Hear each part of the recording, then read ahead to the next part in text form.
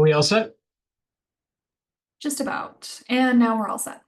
Great, thank you. Good evening. I am calling this public hearing to order in accordance with the Massachusetts Wetlands Protection Act, MGLC 131, Section 40 in the Boston Wetlands Ordinance, Boston City Code Ordinances, Chapter 7-1.4. The Boston Conservation Commission will hold a virtual public hearing this evening on December 11th, 2024, to review the following projects to determine what conditions, if any, the commission will impose in order to protect the interests of the public and private water supply, groundwater, prevention of pollution, flood control, prevention of storm damage, protection of fisheries and land containing shellfish, and protection of wildlife habitat. This evening's hearings will be followed by a regular meeting, and in accordance with Chapter 107 of the Acts of 2022, we are conducting this meeting online. To ensure public access to the deliberations of the Conservation Commission, the public may access this call through telephone and video conferencing. Additionally, the meeting is being recorded. If you do not wish to be recorded, please turn off your video. Members of the public may have an opportunity to ask questions and provide public comment on applications and discussions. To do so, please raise your hand or type in the chat in the application via the Zoom meeting platform.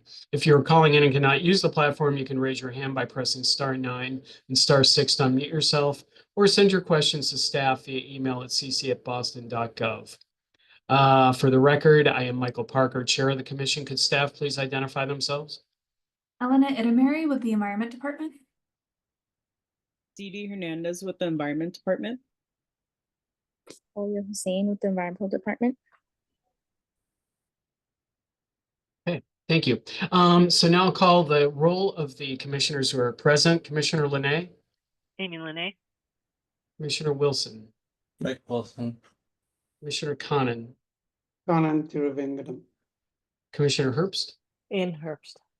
Great, thank you. Okay, first item on the agenda is notice of intent for DEP file number 006-2015 and Boston file number 2024-035 from AECom on behalf of the Massachusetts Department of Conservation and Recreation for the proposed contaminated soil excavation, capping, and remediation within central, southern, and eastern portions of Gallops Island in Boston Harbor. Resource areas are coastal bank, coastal dune, barrier beach, coastal bank, 100-foot buffer to coastal bank, land subject to coastal storm flowage, and 25-foot waterfront area. This matter has been continued from the November 20th, 2024 hearing. Who's here on behalf of the applicant? Robert Lowell here on behalf of DCR. We also, I believe, have Michael Stiller on behalf of AECom. Great. Yeah, as well. Okay. I believe the issue we had last time was there was not a DEP file number. Elena, apparently we do have a file number. Elena, anything else that you remember? Yes, so correct. The project now has both the DEP file number and a Boston file number. And we had reached out to DEP about technical comments. However, it's been 3 weeks and we haven't heard back. So based on this, unless there's more information that the commission is seeking on this project, from an administrative perspective, we would be all set. Okay, okay. Did the proponent have anything that they wanted to say this evening that wasn't said in the last hearing?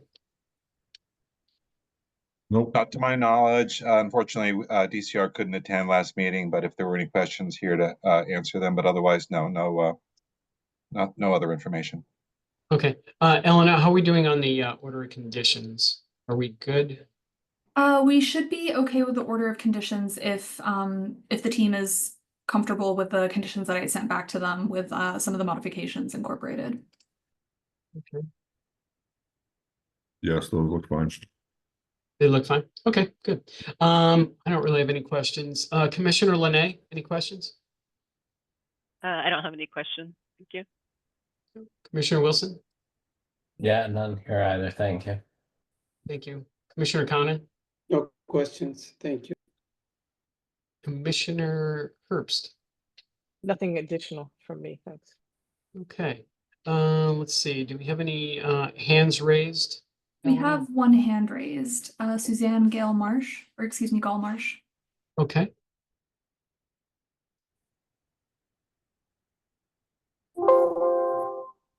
Hello, commissioners. Good evening.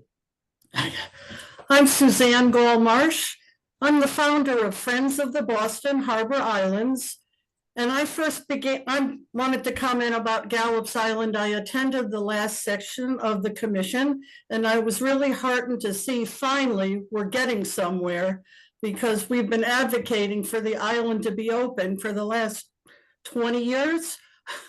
I myself began visiting the island in 1978, and in 1979, I was the island manager for what was then DEM.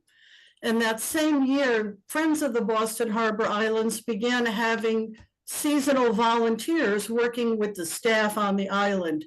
So up until the closing of Gallops, we became really familiar with the water transportation system and how much the public loves the island. So I just wanted to comment that I'm heartened, and I'm looking at, I don't know if, can you see me on the camera? Because I can just see Yes. Michael on the screen. Okay. well, Absolutely could see you. all the way back in 2021, DCR, Gallops Island update. Okay, the timeline, when you look at this, would have everything done. I smile because, it starts with winter 2021 permitting, and it goes all through procurement and everything. Post remediation and restoration 24 and 26. Well, it's going to start next year, as we know. And I'm looking at the costs, and at the last session, Michael mentioned $7 or $8 million. And that certainly is a little higher than what they were projecting several years ago, and it's understandable. And I think knowing that you're starting the work, hopefully next year, the advocates and the public need to be really working closely with Priscilla Geiges and her team at DCR. I've advocated at the park partnership meetings. Priscilla made a presentation to the park partnership in May. There isn't funding identified yet, and there's funding to restore the island, but how working hand in glove, in order to have access, we're going to need the pier fixed, and there's a lot more to the project. So I just wanted to go on record that we're pleased. It looks like we're finally starting, and to ask, is Robert Lowell going to be the project person for DCR, and then Michael with the company doing the work, so I can communicate with both of them for updates? Yes, you may, Suzanne. Okay, and I do have the information from the last meeting, the 98 pages, and we'd like to start writing some brief updates in the Friends of the Harbor Islands newsletter, because this is really progress. It looks like things could move forward, and I would just like to hear some assurance that they will move forward next year. I have to say we were prepared. I'm sorry that we had the delay here, but back in 2018, actually Boston was good enough to approve the project back then. We were ready Yes. to go, but DEP had a lot of additional information they wanted us to review with them with regard to the climate resilience primarily of the remedy. And here we are 5 years later, they've completed their review. We've been ready to go since 2018, but it seems like we've now got a consolidated plan that people are happy with. So thanks for your support, and you can stay in touch. I will, and earlier today, I looked at Ellen Berkland did a presentation for the Massachusetts Historical Society, MAS, Massachusetts Archaeological Society, several years ago about the Gallops Island project, when the cemetery, the remains, that whole project. And my point is, I think as many photographs, because the public really cares about Gallops Island. I know that. I go out to the islands all the time. I hear comments from people. When's it going to open? So working with you, Robert, and getting information from Michael too, if photographs can be taken that we could share, and working together on the public education component of the project. Because in looking at Ellen's about that project, I mean, it was just so helpful in seeing all the work. It's just an amazing project, what you're going to be undertaking. And the one thing I carried away from last week was that the island's gonna look very different, isn't it? It's it's just gonna look different. It's gonna be capped. I'm sorry to talk over you, but we do estimate based on the cleanup plan that at least 60% of the island vegetation is going to be temporarily altered, and then we'll have the opportunity to restore with native species through our restoration plan. So I agree it will look differently, but hopefully it's a very fertile area. It does seem to promote lots of growth. We expect it'll look great again. It will, but it's similar to the capping of Spectacle Island. It's the capping of Gallops. Is that too simplistic to say? It's much reduced impact on Gallops than was the impact on Spectacle, because the actual landfill on Spectacle was there really for over 100 years, and we are creating a very small consolidation area on the upland. It will not have that kind of a Spectacle impact. Okay, well, as Ellen mentioned in the piece that's on YouTube that any of you can see when you have a chance, and as Michael pointed out last week, the seasonality issue and the weather and the transportation, I appreciate all the moving parts that you'll be dealing with, and I look forward to keeping on top of the project. Thank you. Okay, great. Thank you. You're And welcome. Suzanne, I seem to remember being on a boat tour of the Harbor Islands, and I think maybe you were giving that portion of the tour several years back. So thank you for all the work that you've been doing on behalf of the islands. You're welcome. Ellen, anyone else? I'm not seeing any other hands raised, and we don't have anything in the inbox either. Great, thank you. Okay, so with that, I would entertain a motion to issue the order of conditions and close the hearing. So moved. Do you have a second? Second. Thank you. Commissioner Linay, Aye. Commissioner Wilson,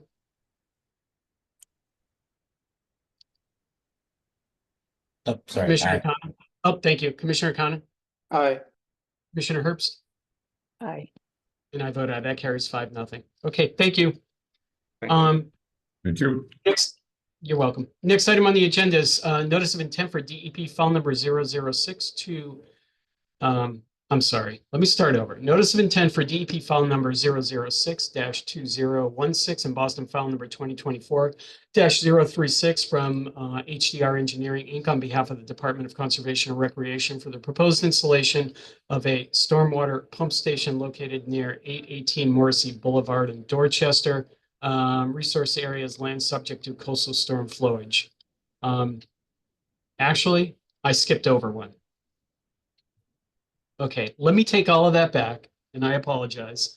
The next item on the agenda is notice of intent for DEP file number 006-2013 from Collins Engineers Incorporated on behalf of the Massachusetts Port Authority for the proposed demolition of approximately 15 existing timber fender piles, the installation of 5 new fender units, and the installation of 15 steel pipe piles located at 1 Black Falcon Avenue, South Boston. Resource areas are designated port area, land under ocean, coastal bank, 100-foot buffer to coastal bank, and land subject to coastal storm flowage.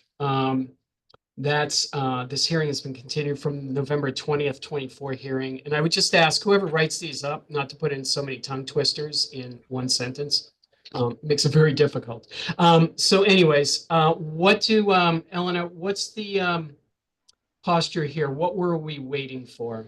Yes, so at the last hearing, what was left unclear was whether DMF needed to provide any additional conditions or if they wanted to see any additional elements included in the project, given the fact that turbidity curtains would not be able to be installed. Since then, the project team has been in touch with DMF. They've explained why turbidity curtains don't make sense on this site necessarily, and DMF agreed.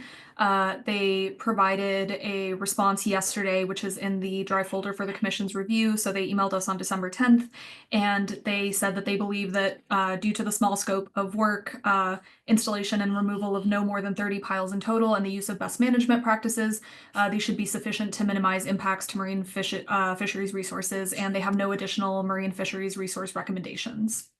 Okay, great. Thank you. Before we get going, I just want to remind members of the public to provide public comment. Please raise your hand or type in the chat in the application via the Zoom meeting platform. If you're calling in and cannot use the platform, you can raise your hand by pressing *9 and *6 to unmute yourself, or send your questions to staff via email at cc@boston.gov. Does anybody on behalf of the proponent have anything to add to what Elena just mentioned? Thanks, Chair Parker. Chris Bush here, Senior Environmental Planner with Massport. I'm also here with Danielle Goudreau of Collins Engineers. I think Elena aptly covered the items that DMF had clarified for us following on the last hearing. Danielle, I don't know if you have anything else to add. I know you were in direct contact with DMF on this matter.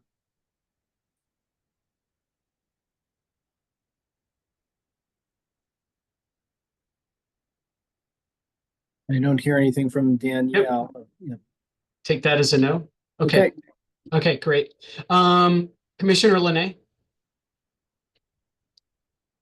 I don't have any questions. Thank you. Commissioner Wilson? Yeah, the only question I had, Chris, was I hadn't seen a term foam fender before, but it looks like a very common thing I've seen, and I actually just did a quick search that it's not actually been in any of our filings before. I was just curious if that's a new term of art or the first time we're hearing of it. Yeah, I think all these are significant in size. They are, designed to function as a buffer between cruise ships and the pier deck. So they're about 10 feet in diameter, about 17, 18 feet long, but it's a standard fendering system you'll see in any sort of cruise port berthing, facility, up and down the eastern seaboard. So I think it's a standard technology that's been utilized for many years and functions better than the old wood systems that and dolphin systems that obviously can crack and wear more readily over time. So yeah, thanks for the photo. No, yeah, I was gonna say that's what we're seeing in the photos. It is existing. It's just maybe hasn't been called out before as such. Okay. Yeah, no, I appreciate it. Thank you. Surely. Thank you. Commissioner Conan? Thanks, Chair Parker.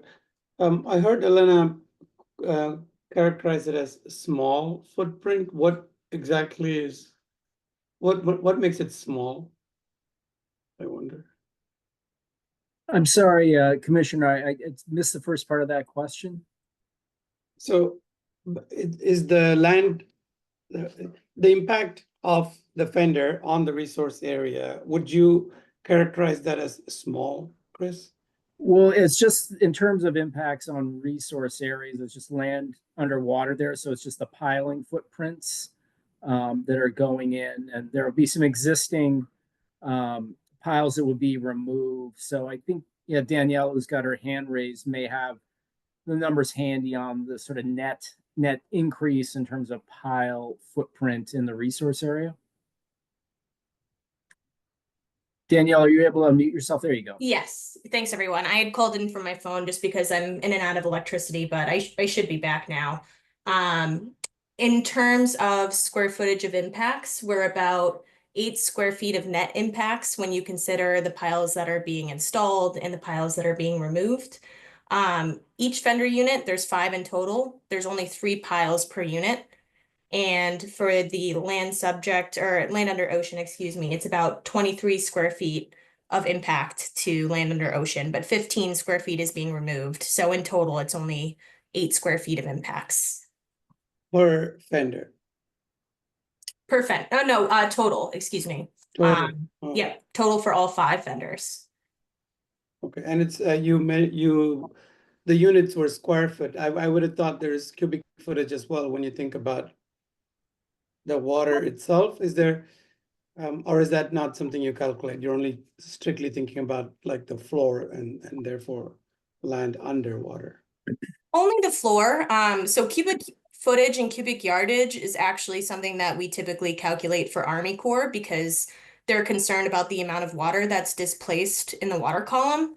But in terms of resource areas for Conservation Commission and Mass DEP, we're typically worried about land under ocean, so that's impacts to the mudline. Also concerned about coastal bank, which is, technically that pier there. And also land subject to coastal storm flowage. So there's not really a resource area specifically that you calculate cubic yardage for Mass DEP resource areas. Okay, one last quick question. What is the expected life of this vendor? So the life of the fender depends on usage, but typically what they've been, seeing is, 10 to 20 years. Again, it varies, but with proper maintenance, really all they'll have to do is go in, maybe change some shackles. Maybe they'll have to replace that rubber fender. The concrete fender portion itself, so that large concrete mass that you see, the lifespan is much longer. That's upwards of 50 years, but that floating foam fender itself, that might just need to be replaced over time. And that's just considered regular maintenance for the terminal. I see. Great, thank you. That's all, Chair. Great, thank you. Commissioner Herbst? I don't have any more questions. Thank you. Thank you. Elena, I don't see any hands raised besides Danielle's. And we don't have anything in our inbox either. Okay, so with that, I would entertain a motion to issue the order of conditions and close the hearing.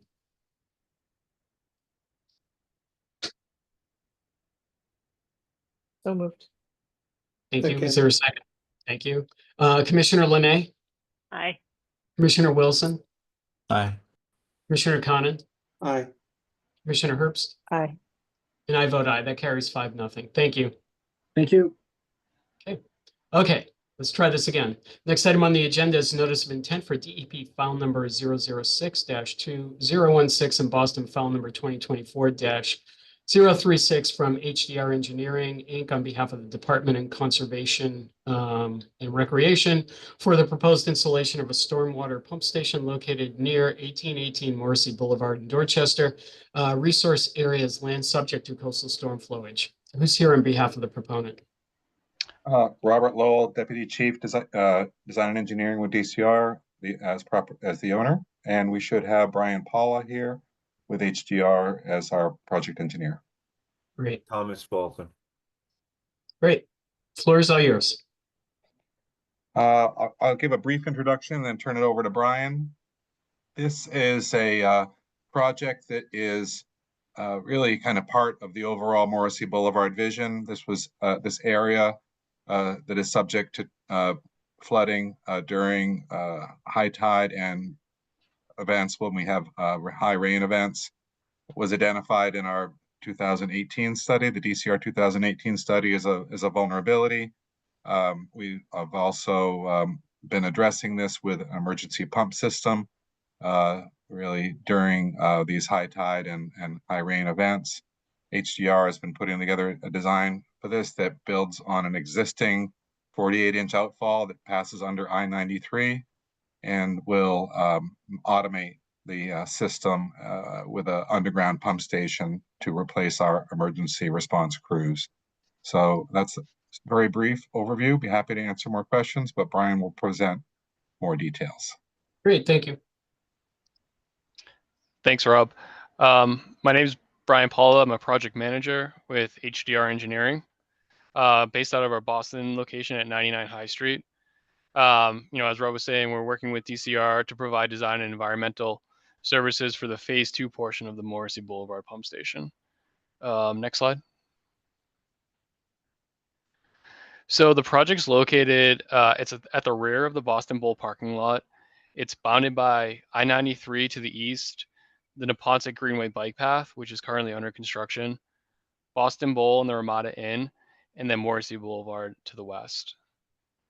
The watershed in this neighborhood encompasses the area just to the south of McCone Street, all the way to just north of Lambert's Market at Pope's Hill Circle. Within this area, stormwater, it's captured in catch basins, primarily in Morrissey Boulevard. It's sent through underground stormwater pipes through the existing outfall pipe that Robin mentioned earlier. That discharges all of the stormwater to the Neponset River as shown on this slide, just to the bottom, page bottom. Currently, there's an existing tide gate located in a manhole just at the toe of slope to the I-93 embankment. This is just upstream of the outfall location.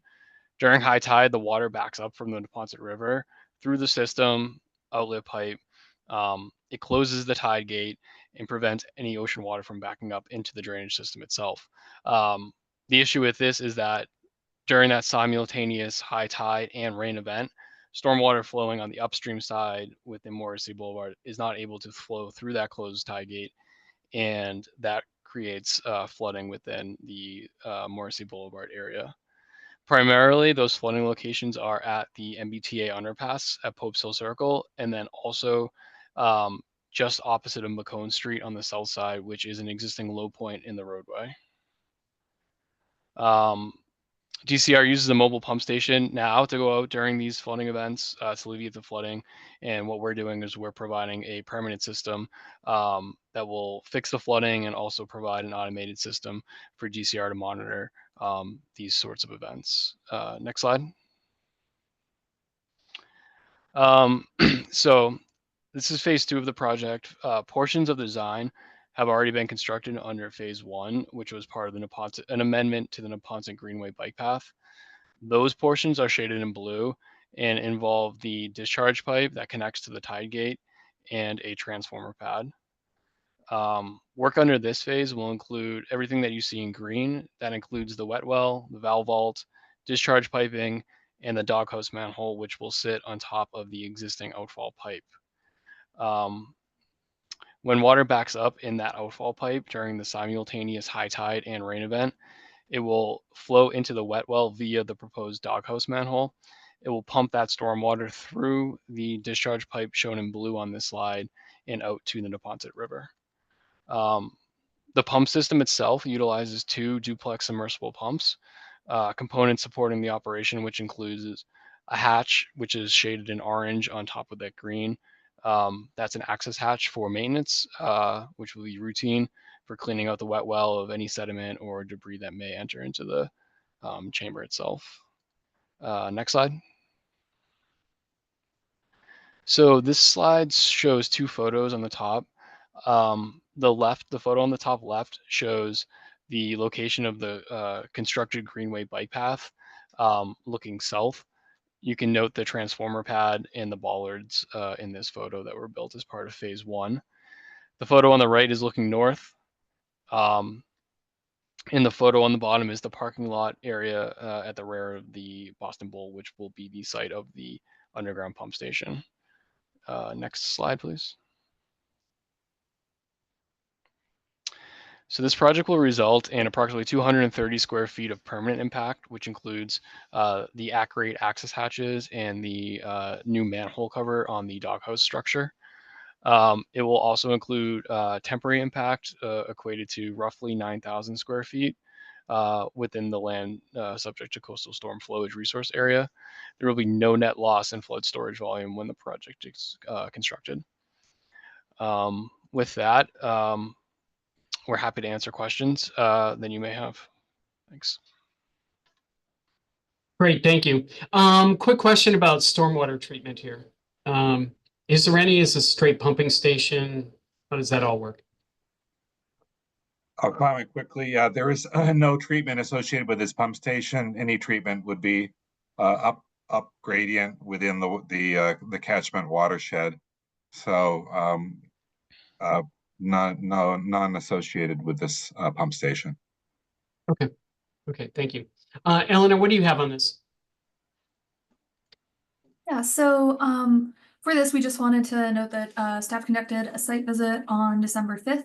And there are a few documents just for further context on this project that are in the dry folder for the commission's review. So phase 1 of this work occurred under DEP file number 006-1802. And there's also an extension that was issued and the permit will now expire in October of 2027. We have one additional condition that we'd recommend adding, which is that staff would receive the drainage easement agreement prior to construction beginning. Can do that. Yep. Who's the drainage easement with? How's that working? Tom, can you comment on that, or Brian? Yes, so we're working with the property owners, both Boston Bowl and Ramada Inn, who happen to be the same owners of the parcel. They're two different parcels, but they're under the same ownership. And DCR is working with them to finalize the easement agreements. We already have a permanent easement for the 60-inch drainage line that goes through that property. This would be just an augmentation of an already existing permanent easement. Okay, so this is for the infrastructure drainage. The drainage easement is not for an easement to drain over the surface anywhere. That's correct. Okay. Okay. Final thing, actually, I remembered in your NOI, you mentioned that this is a limited project. I reviewed the regulatory criteria. I don't see how this could be classified a limited project. It doesn't impact how we would be viewing the protection of the resource areas. But for the record, none of the limited project examples or criteria seem to fit this project. So any vote we take tonight is not an approval that it's a limited project because we don't want to set any precedent. Okay, so with that, I go to Commissioner Linay. I have a question. So kind of going back to what Chair Parker asked about treatment and knowing that a lot of this runoff is coming from roadways, is there an opportunity in the future to pre-treat some of that water as it gets closer to the Neponset River? And then also, do you know kind of roughly what that volume is? I know I guess you can't really predict like a storm's corresponding to a high tide, but just maybe given sort of an average or, yeah, do you have a sense of that? I think I could answer it one way, and that's the catchment area for this drainage is as shown by Brian in that earlier figure that's blue, are DCR catch basins within that existing catchment, are deep sump catch basins. I would also note that there's a significant portion of inflow coming from the abutting neighborhoods, the City of Boston neighborhoods, that also contribute flow that we would not have necessarily any control over. The corridor, Morrissey corridor, of course, is under redesign through the Morrissey Commission, DCR, MassDOT, City of Boston. And we expect there'll be some significant stormwater improvements as part of that corridor improvement. But this project really relies just on improving the outfall, the efficiency of the outfall during storm events. And because it's a really large outfall with a high volume, without putting like a big filter on it or something like that, I don't think it's feasible to do it at the discharge point. And technically, you do want to distribute those practices throughout the watershed. So DCR will be working on the Morrissey corridor, and we are also working with Boston Water and Sewer on those enhancements, like throughout this whole area. But some of that's going to be outside of our control area. Great, thank you. That's all I have. Great, thank you. Good question. Commissioner Wilson. Yeah, thank you. Sorry, I feel a little out of my depth on this, literally maybe, without Commissioner Sullivan. But I'm trying to wrap my head around like hydraulics here. So like the catchment area is distant from this pump station. So is this like a lift and like sort of like force mainy trying to push out against the tide gate situation, or like the tide gate's interior of the 93? Usually I see tide gates on the outfall. I think I can try to explain it a little better. So what we'll be doing Sorry. is the pump station will be pumping around the tide gate. So the inlet to the pump station will be upstream of the existing tide gate, and the outlet for the pump station will be downstream of the tide gate. So during high tide rain events, the tide gate is closed, not allowing any stormwater to convey to the Neponset River. So what this pump station is going to do is pump around the closed tide gate into a full pipe that is full of high tide. So it will be into a pressurized situation, but that's why we've worked with the engineering firm to make sure that this is the system's gonna work. Okay, got it. Yeah, you're not trying to push water out through this same tide gate. I guess in terms of like am guessing that was an existing low point before 93 went in. What's the superficial drainage and Boston Bowl and stuff like that? Or is that what you're referring to in terms of like there is additional street runoff that's not DCR property, but is BWSC That and would, you're that, collaborating? the Boston Bowl parking lot drainage does tie into this 60-inch outfall pipe, and it is one of the low points on this system. Pretty much very close to the same elevation as the Morrissey Boulevard in front of McKeon Street elevation that Brian talked about being a low point also. So when the upstream pipes surcharge, both the parking lot at Boston Bowl and that location across the street from McKeon Street are the first locations that actually show surcharge and start flooding. I don't know if that answered your question, but so this pump station will leave flooding within Boston Bowl parking lot too. I don't know if that's what you were alluding to. Yeah, a little bit. I was, just trying to get my head wrapped around because I mean, what I'm looking at here in this diagram is the Morrissey Boulevard coming in from the right, which I guess is the north in this orientation, right? Mm-hmm. Is dipping underneath the railroad tracks. That does not flood, but it's contributing stormwater somehow, right? It's Or is that it's a the part of different the system, catchment. different drainage system? No, that's the same drainage. That's another localized area of flooding too. Both where it says location of flooding, it floods there during significant high tide and rain events without DCR mobilizing to go to pump down the system. It also locally floods in front of, across the street from the McKeon Street. So looking at this photo would be the far left at the very end of that blue shaded polygon. And then the third location, like I mentioned, was in the Boston Bowl parking lot. It also floods there at times. Right, but I have to say, because we've been doing emergency pumping for the last 4 or 5 years, these have Correct. been largely addressed. We're out Correct. there at 2 in the morning, 5 in the morning, whenever the high tides occur. So it's a lot of wear and tear on the staff and equipment. We're trying to make it a little safer. What?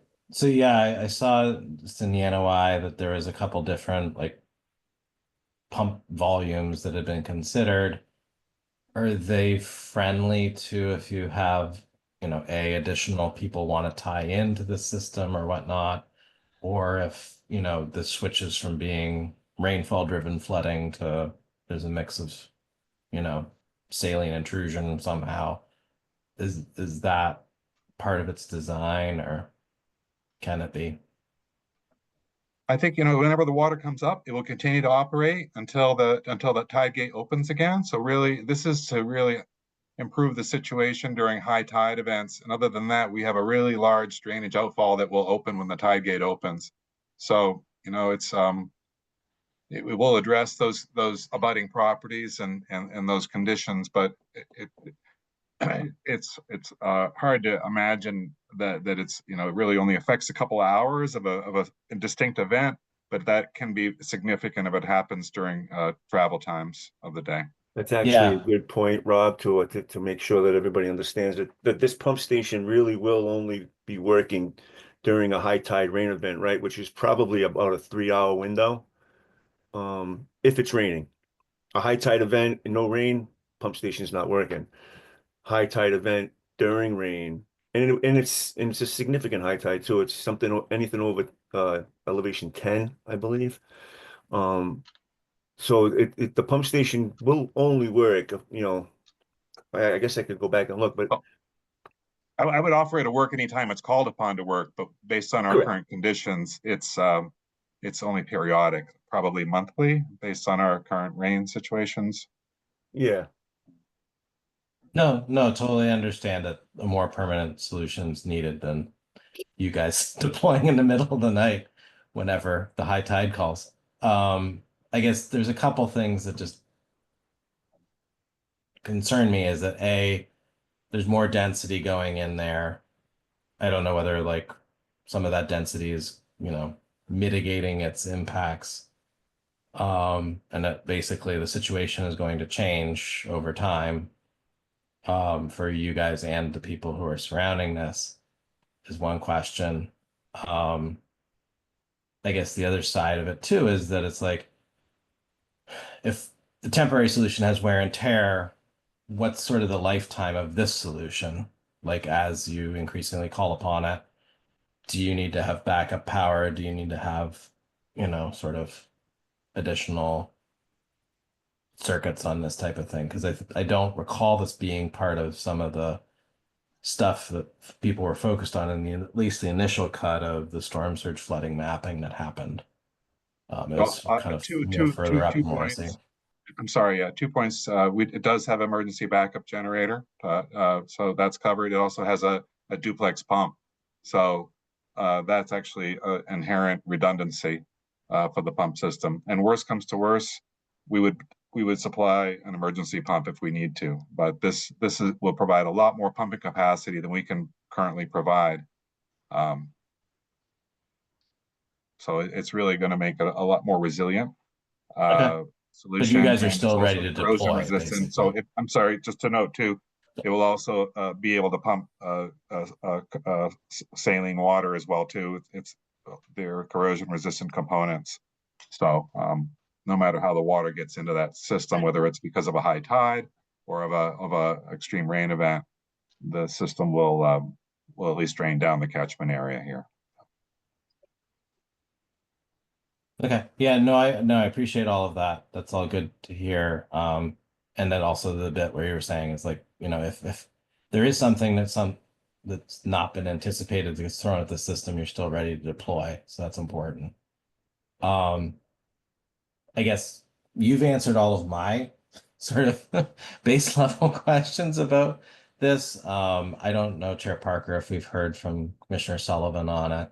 But I would sort of defer to his additional expertise if he has not signed off on it or hasn't submitted other questions. Yeah, we have, I don't know, Elena, I don't know if you've heard from him, but ironically, he is on call because of tonight's storm. So Fair that's enough. why it's not here tonight. Elena, did Commissioner Sullivan give any comments on this? He didn't project? share anything with me ahead of the hearing. Okay. I would have to assume his MO is if he's not making a meeting and he wants to provide comments, he does provide comments in advance. At least that's been my experience. So. Yeah, no, I'm sure DCR and BWSC has coordinated on this. I would hope. I've seen a lot of these street names before, so I just wanted to double check. Thank you. Commissioner Sullivan is aware of the pump station. We have. Yeah, nothing much gets by him, so. Correct. If he wanted to jam you up at this hearing, he would if he was here or not. I would imagine. Okay. Commissioner Wilson, anything else? No, thank you guys. Appreciate you answering my amateur questions. They weren't amateur. They were very good. Just before we go on, just want to remind members of the public to provide public comment. Please raise your hand or type in the chat in the application via the Zoom meeting platform. If you're calling in and cannot use the platform, you can raise your hand by pressing *9 and *6 to unmute yourself, or send your questions to staff via email at cc@boston.gov. Commissioner Conan. Thank you, Chair Parker. That was really helpful. And I'm also glad to hear that DCR is working with Boston Water Sewer Commission, because this gets into tricky areas here.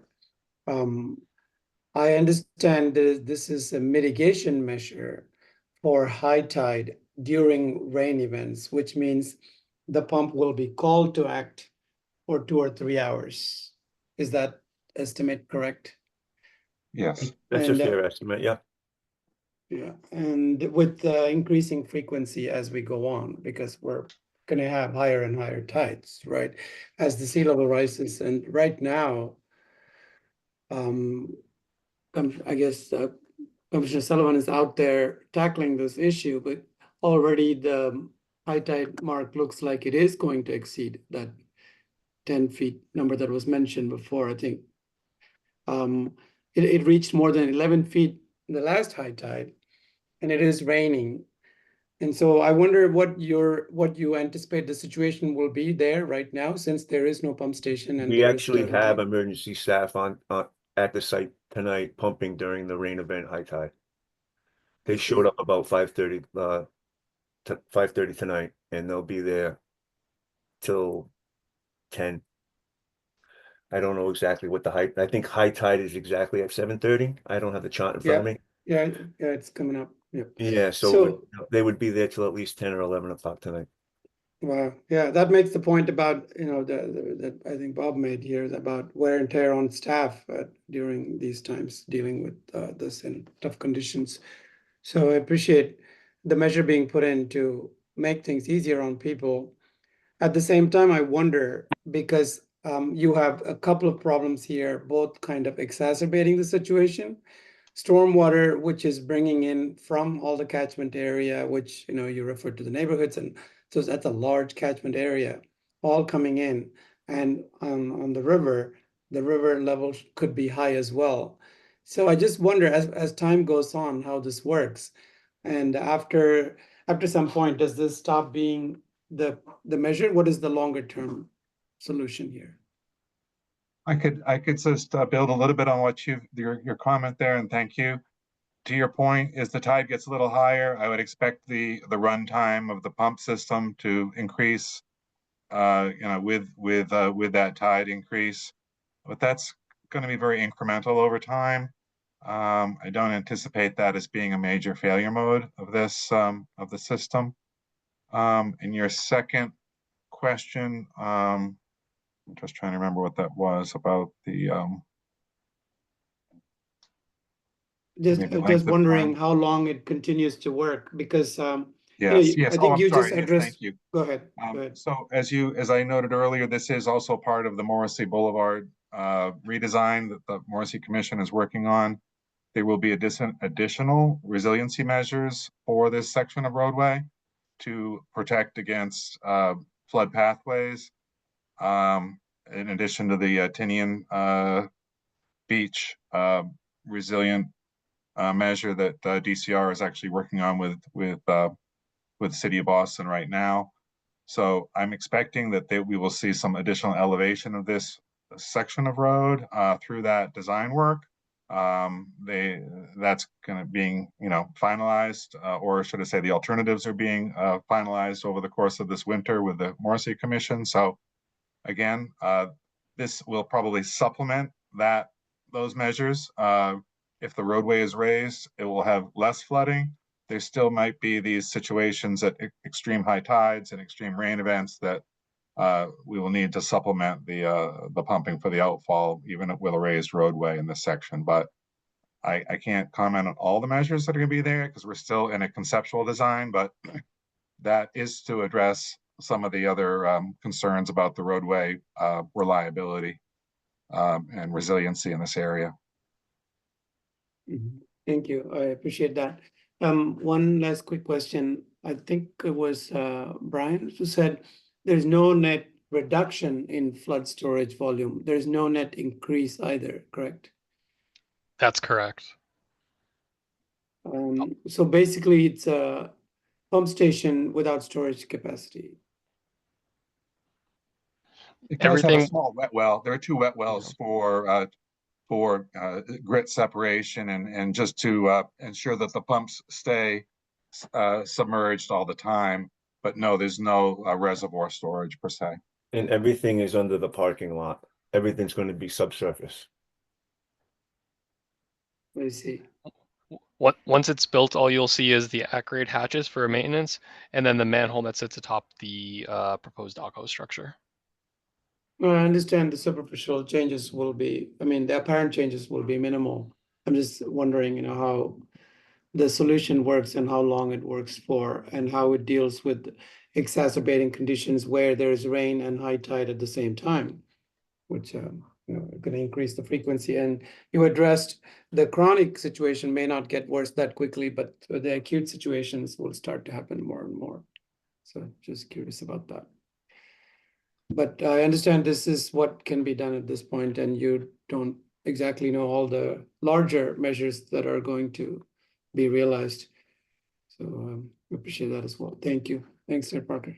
Okay, thank you. Commissioner Richmond has joined us. Commissioner Richmond, do you have any questions?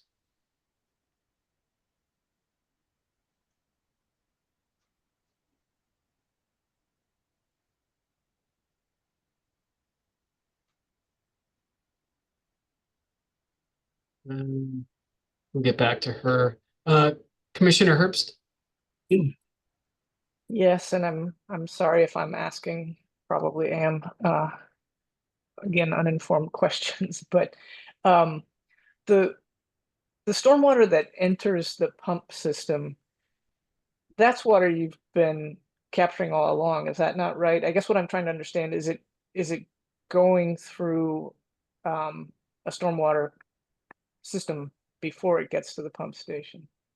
Yes, there's a series of catch basins and drain pipes out on Morrissey Boulevard and in some of the adjoining neighborhoods and properties that all kind of connect to this existing outfall that operates by gravity most of the time when it's beyond very high tides. Okay. So And- yes. Okay, so you're not pumping in fully untreated water, it's being treated to the extent those catch basins are Yeah, it's functional a and up to gravity date? system, except when the system closes because of the high tide with the tide gate. Yep. And this pump station just pumps around the tide gate in effect, but all the stormwater treatment has to occur up gradient, either before it gets to the collection points or in the catch basins. Okay, but I just want to make sure to the extent it's adding value, that is happening. I know you had filed this as a limited project and I wasn't clear, and we've been clear that we don't see it that way, but I wasn't clear in your filing whether this affects what you are or are not doing for stormwater treatment. In other words, did you do less than you would have had to do if this had not been? Yeah, and I have to say I have to defer to Brian on that because that was not in my mind that we were filing that way. So maybe he can help clarify that.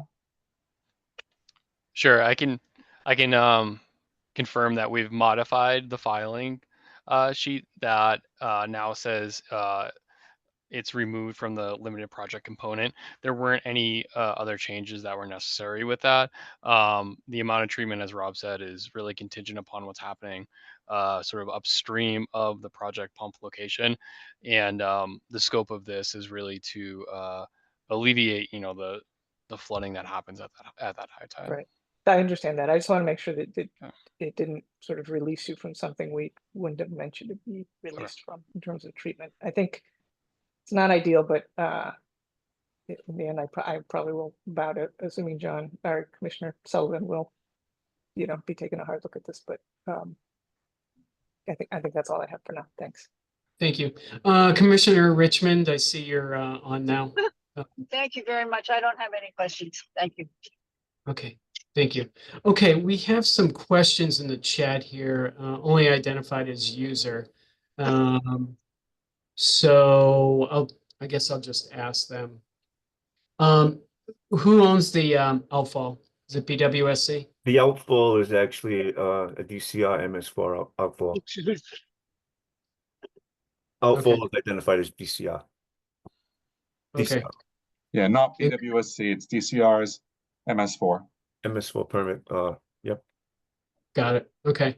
And then next question is there not an MWRA treated CSO facility, commercial point upstream that the outfall is tied into? No. Okay. I think you've answered this. Will the pump house be or pump station be remotely monitored to check functionality? It will have remote monitoring, yes. Okay.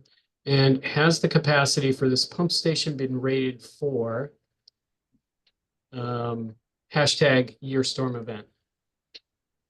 So I think that's an open question. Good. Yeah, Brian, how could we answer that?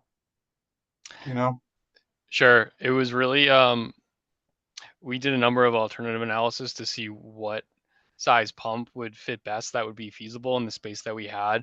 Obviously we were limited in space considering the highway embankment, and also there's an existing high pressured national grid gas transmission line.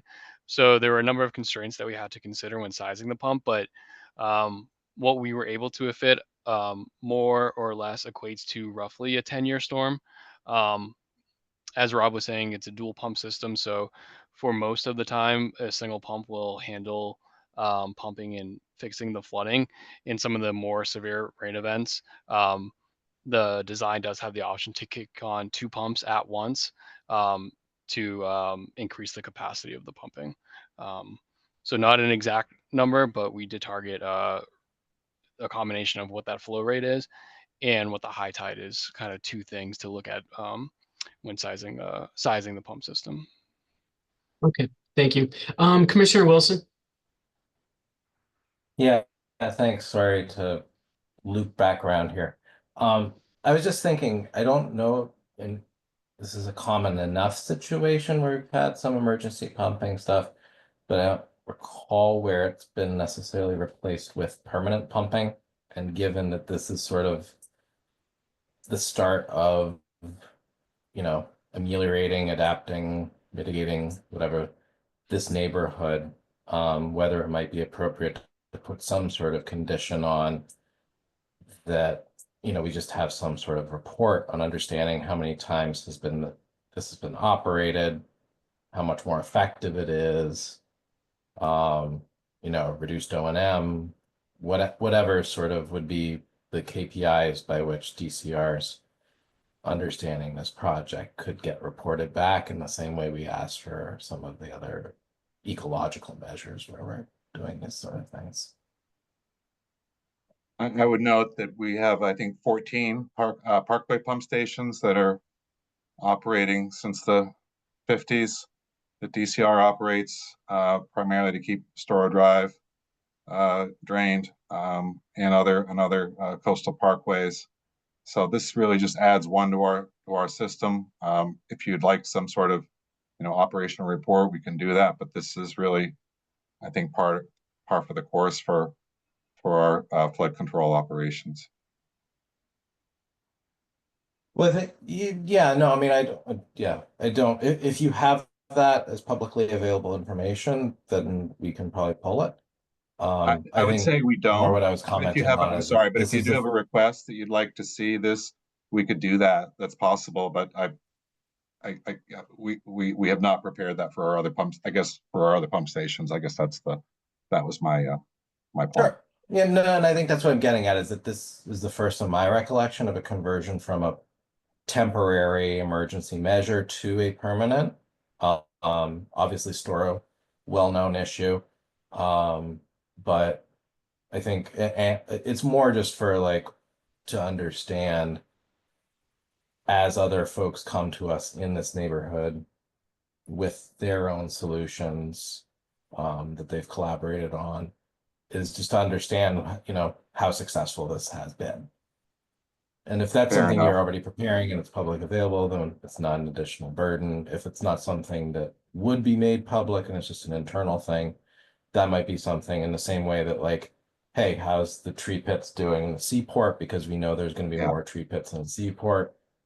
That might be something I'd like to see Or as a perhaps we, condition. you know, but- through a certificate of compliance, we issue a report of, you know, operational report of how often it ran in the last period of time or something like that. That might be beneficial. Yeah. I was just noting that DCR has run into a number of these situations where temporary flood control measures such as tide gates, while they seemed like it was a good idea at the time, our increased rainfall is causing you know, local flooding in those situations, and not just Dorchester, but other communities as well too. So I believe it's going to be an ongoing challenge for many of our coastal communities. So just reflecting on that. Thanks.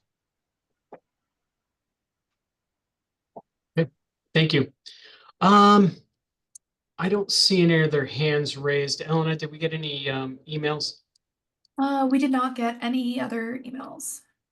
Okay, so with that, I would entertain a motion to issue the order of conditions, including a special condition that prior to or at the time of the application for a certification of compliance, that the proponent will provide us an operational report. Is that a good way of putting it? Sure. That makes sense? Okay. Okay. Would So anybody moved. like to make a motion? Thank you. Chair Parker, Yes. apologies. I also just wanted to clarify, would you also want to include the special condition for the drainage easement agreement Oh, yes, absolutely. Yep. as a I'm prior sorry. construction item? Yeah. Great. Yep.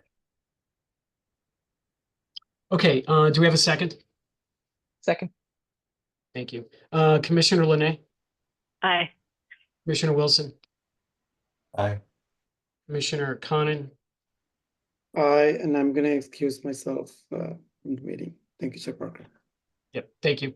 Commissioner Richmond,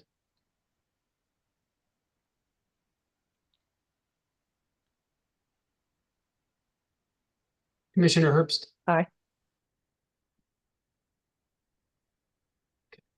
And I vote aye, so that carries 5-0. I think Commissioner Richmond is having technical issues. Okay, thank you. Thank you very much. Thank you, Chair Parker. Thank you. Take care.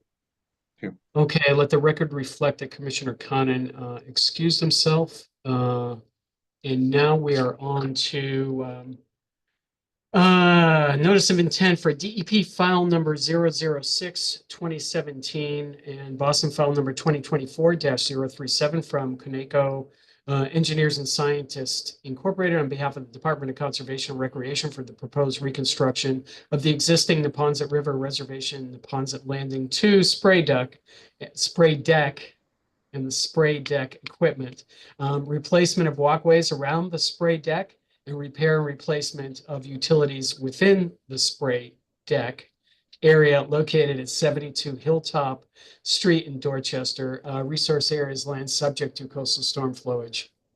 Who's here on behalf of the proponent? Raul Silva, Deputy Chief Engineer. Happy to continue what feels like DCR night at the Boston Conservation Commission. So Certainly is. I'm happy to have Conoco Engineering's and our project manager, Kevin McHugh, who will walk through a quick summary of the project, and we can answer any questions. Thank you. Go ahead, Thank you. Kevin. Thanks, everyone. Hi, and again, for the record, this is Kevin McHugh with Conoco Engineers and Scientists, and thank you, Raul.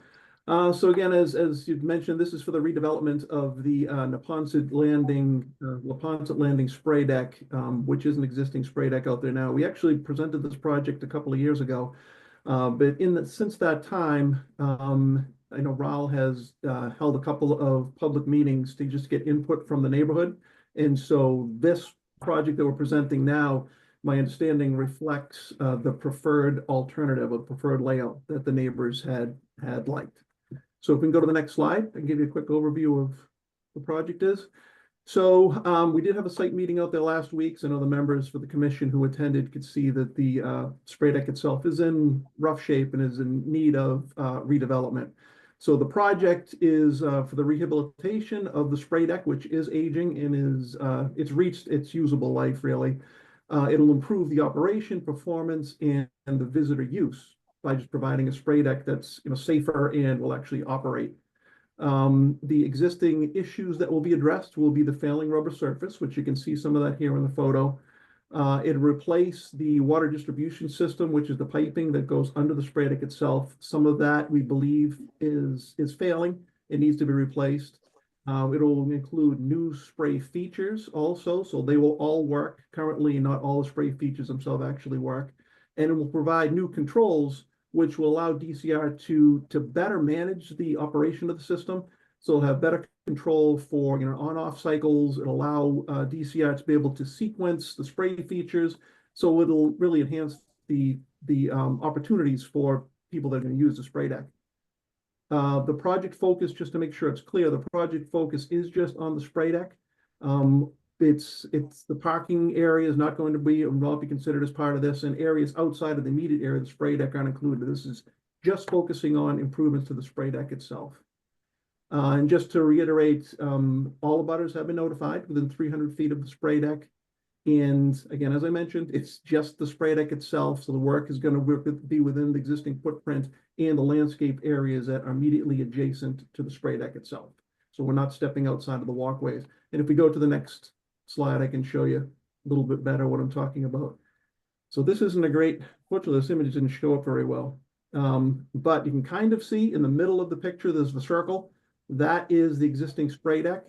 Thank you. And there is walkways that go around it that sort of form a triangle around the spray deck area itself.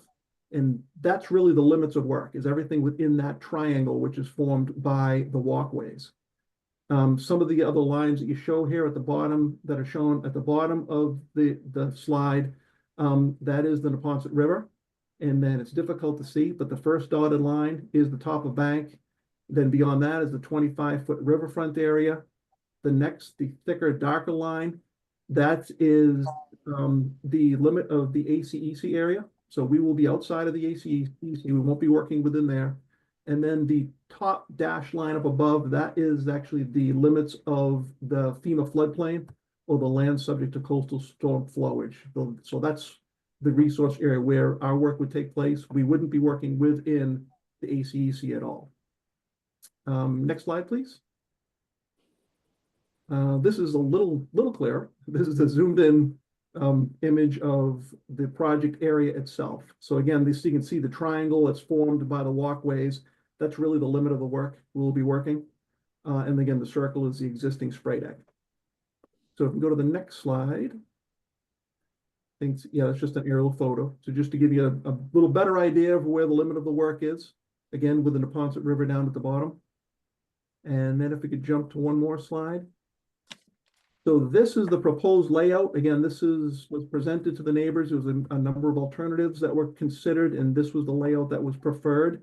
So the spray deck is essentially going to be in the same area of where the existing circular spray deck would be. It'll be, again, new rubber surface. Well, first it'll be a new concrete subbase, then a new rubber surface. There will be new benches installed. We will be replacing the walkway, which is to the left of the spray deck. So that right now is, it's a combination of concrete and stone, which is beginning to fail. So that would be replaced. The area that's immediately adjacent to the spray deck would be concrete, which is, we've all found is better during the hot weather for kids. If they're running off of the spray deck onto the concrete's not as hot as asphalt. And then the dash lines, those sections of it would be just new asphalt walkway. So those would tie in. Again, it's just be resurfacing. We're not expanding the areas of the walkways or anything. It's just going to be to resurface those to make them better, smoother, and just better surfacing to walk over. But this footprint is essentially where the spray deck would go. And if we could jump to the next one. So just some of the key project information. Again, the overall footprint will remain the same. We'll be staying within that triangular area, which is essentially the area of the existing spray deck. No trees will be removed as part of this project, which is something that the neighbors really wanted. And a DCR's, one of their objectives was to try to keep as many trees as possible. This new layout has been configured to make sure that we can keep all the trees out there. So we won't be taking any trees down. Because we are in a land subject to coastal storm flowage, obviously water storage is important. The net cut, the net cut and fill of this is actually going to be a net cut. So we are actually going to be slightly increasing the amount of storage out there. We won't be reducing the amount of flood storage. The project itself includes, again, new surfacing, new spray features, new piping and controls. So it'll be a fully new spray deck out there. It will include new benches. One of the things the neighbors didn't want is new shades, large shade structures, but there is very limited shade out there. So what DCR is proposing to do is just include some small shade structures over some of the benches. So it'll be benches with little shade structures over them just to improve and to provide some additional shading. And again, just to reiterate, there is no changes to the parking area or the trail layout. Those won't be touched as part of this. Again, it's just working on the spray deck. And if we can go to one more, I think, yes. So just talking again, I know I mentioned these already, but the focus of this obviously is to make sure that we comply with the performance standards for land subject to coastal storm flowage, in which we are. So these are just two of the more applicable standards, and as part of this project, we are addressing both of those. It is a net cut, so we're not going to be reducing the amount of flood storage. And obviously one of the other concerns is with sea level rise. And we're not changing flood storage, and a spray deck itself is meant to be wet. So constructing the spray deck isn't going to change the conditions out there. And this is something that can be built in an area that could potentially flood. So one more, I believe. Yep, and that's it for the slides. So that's a quick overview. So we'll be glad to answer any questions that you might have. Okay, thank you. I just want to remind members of the public to provide public comment. Please raise your hand or type in the chat in the application. Via the Zoom meeting platform, if you are calling in and cannot use the platform, you can raise your hand by pressing *9 and *6 to unmute yourself, or send your questions to staff via email at cc@boston.gov. Question I have, what's the rationale for removing the large shade structures, given that we're going to be having increased heat, increased temperature days over 90 degrees? It's a good question, Chairman. Kevin, I'll take it. So we are not removing the large shade pavilion that's out there now. We're adding smaller ones. So it'll be a net increase in shade. And you're right, Chairman Parker, we are, I think, on the front line of heat and shade, but the objective here was to utilize the existing shade from the trees. That's why we reduced some of the size so we can retain the mature trees. We are not removing the large structure that's out there now. We're adding, I believe, 4 of the benches will have shade over the 4 benches. Okay, thank you. Elena, what do you have on this? Yeah, so excuse me, similarly, we conducted a site visit and we didn't have anything else to add. I think that just, based on what we saw, the existing splash pad is, it'll be great to see that replaced. So that's really all we had on this. Fantastic, thank you. Commissioner Linay? Yeah, I had a question on the control system. Is that sounds like electronic versus like a hydraulic activator button? And in that case, what sort of electrical components are in this area, or where is the supply coming from? Is there any concern with making sure that that's above that flood elevation? I'll handle it, Kevin. So the DCR model for spray decks, they're set on a timer, but then the water only comes on when an activator button is hit by a child for the most part. So the activator is set, the spray features will come on, and again, on a routine day, they come on for about 1.5 minutes. Sometimes we extend them to 3 minutes. That activator is about 3 feet high, I believe. So it's above, and it's been really, really positive. Obviously, it avoids any spray features on a rainy day or cloudy day when there isn't. And surprisingly to me, we find that we have reduced the duration of the spray features coming on. Kids enjoy, they sort of take turns, who's going to turn them back on. So we've shortened the duration to both, increase some of the fun and also minimize the water use. Okay, but specifically the hydraulic versus electronic, is that? It's electronic. No, so it's electronic. Okay. Yeah, it's electronic. And is there a control cabinet then in that direct zone? Yeah, there's a control cabinet. It's off of the spray deck itself, and it's built to be outside. It's an outdoor above ground control cabinet. It's locked. It's waterproof. So the controller is actually in that control box. So it's actually on the opposite side of the walkway that will be resurfacing. But it's made to be outside. All of this is built to be out in the weather. But that the controller itself is electronic control, but it's in a weather tight locked box. Gotcha. And then one other question, less relevant maybe here to Concom, but I know that we've gotten feedback that kids find like their bare feet on the rubber surfacing when it's an area that's in the sun, but without, it doesn't get splashed by the water jets. They've sometimes, found that they burn their feet. So I'm just curious if you feel if DCR tends to want to use the port in place for splash pads, and if there's any consideration for, maybe adding trees to shade some of those edges. If there's areas where the water won't get to, but it's still the rubber surfacing, that's just a comment, but not as relevant here. No, I give you a quick answer. So we're aware of that. That's why another reason why we wanted to keep the shade. but we have not had any experiences that I could point to where the heat on rubber has caused any discomfort or burning of any kid's feet. So the poured-in-place surface just doesn't get that hot where it would cause that type of impact. And I'd probably say, Kevin, when the spray features are on, the water will get to over 90% of the spray deck. Yeah, agreed. Yeah, we're adding a lot more spray features than what's currently out there, so there'll be a lot more coverage. Yeah, and Amy, the last thing I would add, again, this is the third generation of spray deck that I've been involved in at DCR. We still call them spray decks. Half of the features are really water misters. Yeah. And the misters do a great job of horizontal. That mist spreads out over the whole deck. I find it to be, first of all, it reduces water by over 50%. The kids love it just as much. They want to run through the water. And it really doesn't matter whether it's a mist or a jet. I think that might be why we haven't had as much, sounds like something that you've dealt with on your end. But the rubber surfacing that we put in at our playgrounds or spray decks, I haven't had any experience with the heat causing discomfort. Now I should knock on wood, given the temperatures we had last summer. Yeah, no, that makes sense about the misting. I hear you. Great, thank you. Thank you. Commissioner Wilson?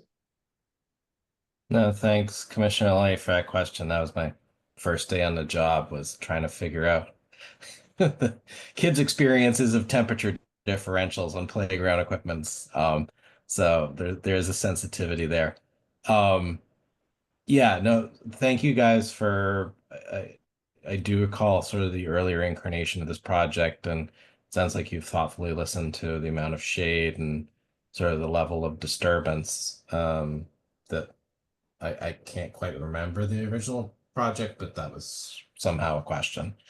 I guess the one thing that I am curious about, I was just trying to check out the elevations in terms of, while it looks like that this is sort of like a mounded object, that the sort of the trees are at a higher elevation relative to the spray deck. So given that you're doing excavation and the trees are staying, in terms of contracting and stuff like that, just to maintain the roots and stuff, if you do have leaky pipes, and the tree roots may have gone there for their water source, what sort of, I don't know, construction protocols or whatnot might be something that could be considered? Great question. So we have a great deal of experience with redoing spray decks around mature trees. We will include those conditions in the construction contract, obviously, to take care. There'll be extra watering. The fear that I have, and I think you've expressed it, is some of these trees may have, like the water coming off the spray deck and potentially the leaks from the water pipe. So for me, by fixing them, but our tree folks generally will keep an eye. So the contractor has 1 year. We flag them for our forestry folks. So we will do watering as needed just to help the trees adjust and adapt to the newer spray deck. Oops, sorry. Okay. I mean, I guess, yeah, that's the whole goal, right? Is to maintain this sort of mature canopy that's already there. If this is speculating, right? Like you get to the end of year one and it's sort of like, hey, the trees are not happy that you took away the well. I guess, is there like an irrigation type of solution, like from your experience with redoing these spray decks? Like what are then the options? So it's irrigation. We haven't had any negative experience. Again, I'm knocking on wood. My opinion, if we had a real issue, we would replace them with new trees. So I think part of the charm of the area are the trees that surround the spray deck. Obviously, they're much more mature than when the deck was constructed 15 years ago. So our goal is to maintain those mature trees. And if worst case scenario, we have a negative impact, we would place new trees outside of that perimeter. Okay. I mean, I guess this is like Commissioner Wilson burdening with DCR with conditions night. Sorry. I guess maybe I would like to see some sort of like how the first year went with those trees. Given that mature trees tend to outproduce the resources that we're looking for in terms of shade here. Sure. And that, like, you know, if you've had to do temporary irrigation, great. That was the right solution at the right time. Is that something that we can maintain in the future?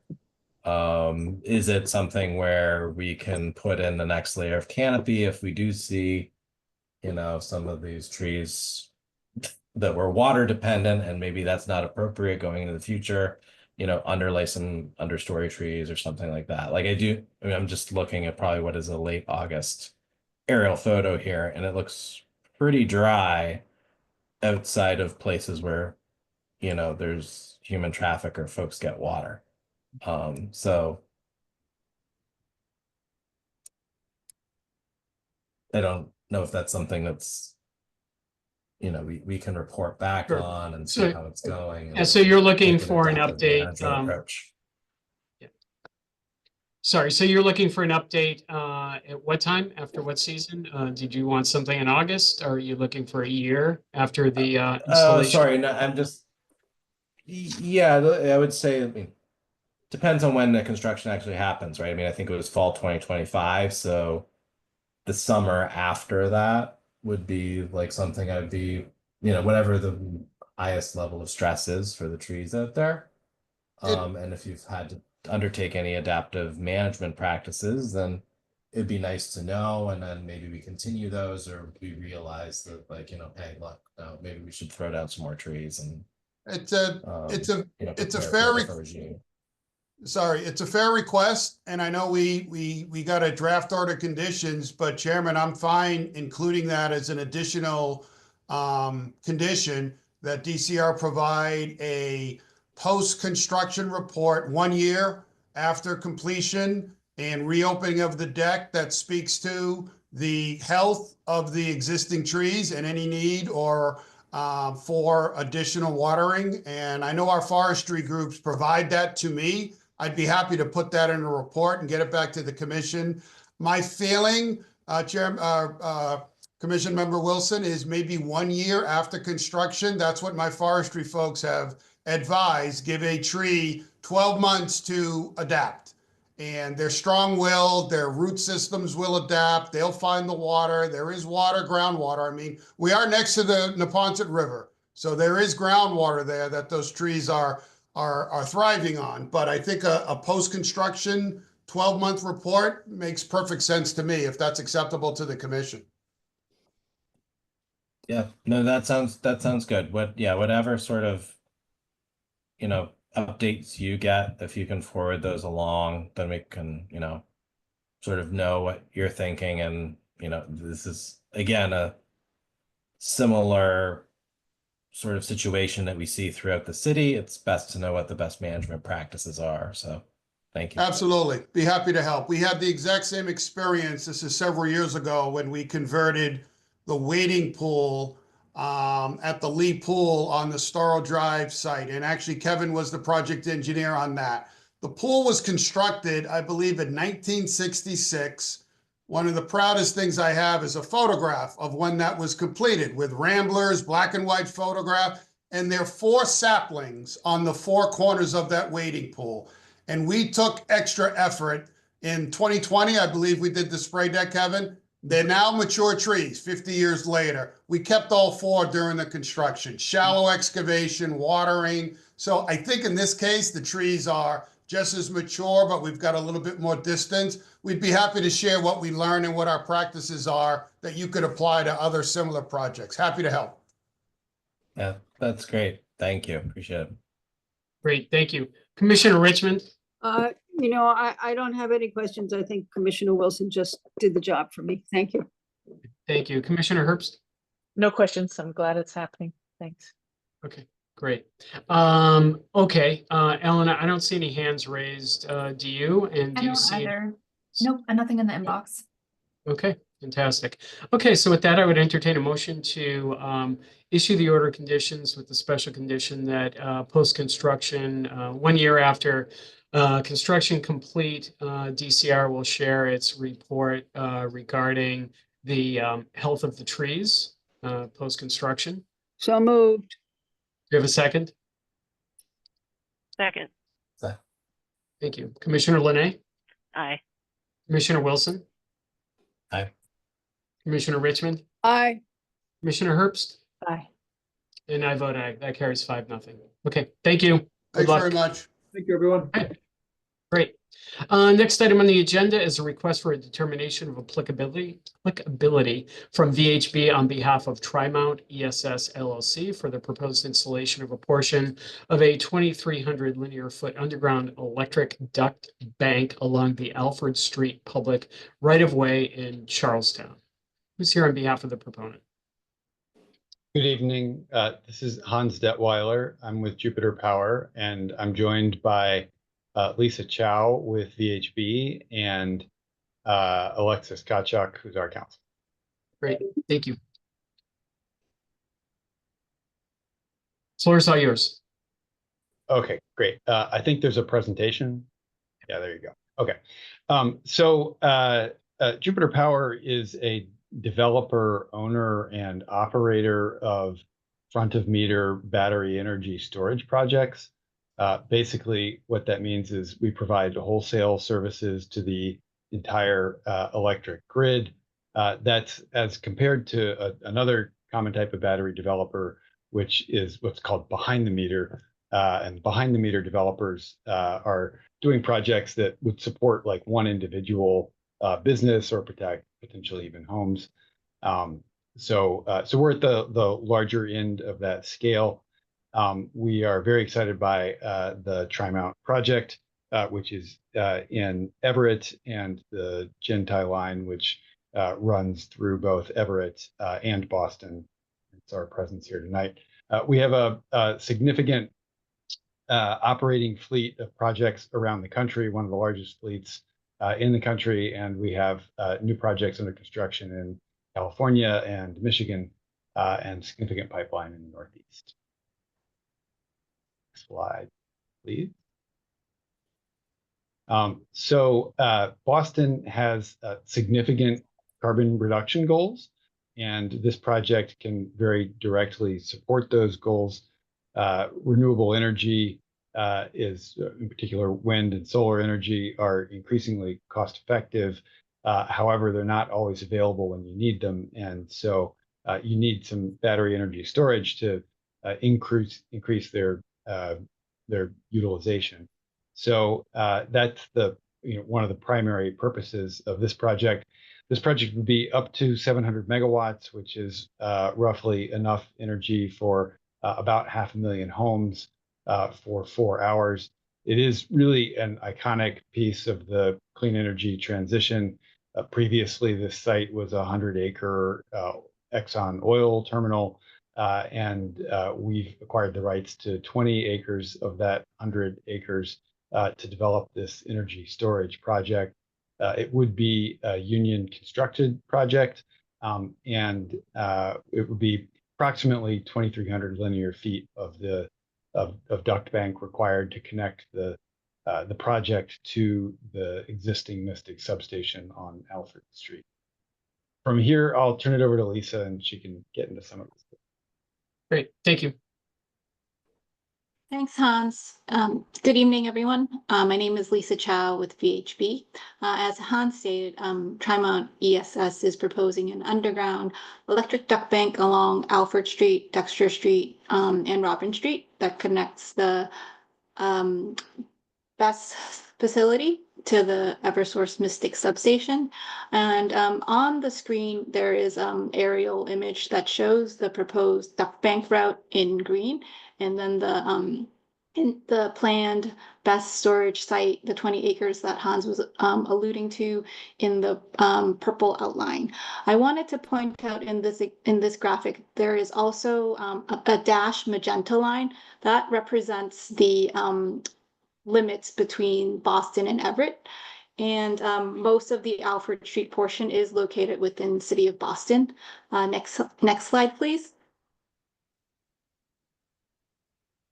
And this is a zoomed in image of what I just referred to. The green portion is the proposed electric duct bank alignment. The magenta dash line is the city limits between Boston and Everett. Next slide, please. A portion of the proposed duct bank in Alfred Street is located within land subject to coastal storm flowage. On this image, what we're showing and depicting is the dash red line is per FEMA for a map, and is the dotted areas within that red dash line is located within an AE zone with the base flood elevation of 10 feet and AVD 88. And then the limits of the land subject to coastal storm flowage was established by identifying elevation 10 on the existing condition survey, and based on those limits, we're temporarily impacting approximately 580 square feet within the land subject to coastal storm flowage. Next slide, please. The existing condition for this area is paved roadway and concrete sidewalk. It will be temporarily impacted, but then restored to its original condition. There will be no change to any grading. Material will be replaced back in kind. The proposed installation of underground utilities within existing paved area is considered a minor activity. And furthermore, the installation of underground utilities within existing paved areas within the land subject to coastal storm flowage is temporary in nature and has negligible impacts. So it meets the criteria for a minor activity. And as we mentioned, it's a temporary impact. It will not permanently alter or pose a significant threat to the resource area within the definition of the Boston Wetlands Ordinance. The project will install BMPs and erosion control measures as part of construction logistics. The construction of the proposed duct bank is anticipated to start in mid-2026. The project team currently does not have a contractor on board yet, but any excavated soil that is required is not anticipated to be stockpiled along the right-of-way. Any open trenches will be shored as required and will be covered after each shift. We will work with the City of Boston Transportation Department as the time gets closer to construction. One thing I do also want to note is that the project has received approval from PIC for a grant of location, and we have received approval from Boston Water and Sewer for the proposed duct bank within the City of Boston jurisdiction. The remaining duct bank that is located in Everett is not subject to jurisdictional review from the Everett Conservation Commission, but a copy of this Boston RDA was sent to Everett Conservation Commission as a requirement of the Boston Conservation Commission. With that, I believe that wraps up our presentation, and we're happy to answer any questions if there are any. Okay, thank you, Lisa. I just want to remind members of the public to provide public comment. Please raise your hand or type in the chat in the application via the Zoom meeting platform. If you're calling in and cannot use the platform, you can raise your hand by pressing *9 and *6 to unmute yourself, or send your questions to staff via email at cc@boston.gov. Okay, so great project. Question I have, it generally doesn't come up in these situations, is the stockpiling of soils. And Lisa, you mentioned it. I guess, given the area that you're going to be working in, you really can't stockpile soil anyway, right? But I guess the assumption here is that an LSP, or you think you're going to be needing an LSP to be supervising the excavation, or it's just something that the excavator operator will recognize either through smell or sight if there's a need for that? So we'll further refine and the construction logistics and requirements. But if a LSP is required, there will be one on board. And as you mentioned, there's no intention to stockpile along the right of way. It will be either put on dump trucks and placed hauled to private site or placed on private property. Yep. So I guess the question here is that there'll be some testing of the soils before you begin excavation? Correct. Yes. Okay. That's what I was getting at. Thank you. Okay, Elena, what do you have on this? We did not have anything to add for this project. Thank you. Okay, thank you. Commissioner Linay? I'm just curious how long do you think this project will take? Do you have a sense of that? And then if you've looked at the water table elevation here, if there's any concerns about trenching, it's pretty deep, and if that will be an issue. So construction for the entire duct bank length is anticipated to be approximately 2 years. That's for the full 2,300 linear feet. So we don't know specifically the time frame for the portion that's within the land subject to coastal storm flowage and Boston, but it won't be any longer than 2 years. And I don't believe we have this groundwater elevation information for this area. Some test pits have been done, and I don't believe the test pits that were completed in Alfred Street encountered groundwater, but those were only 6-7 feet below surface. Gotcha. Thank you. Okay, thank you. Commissioner Wilson?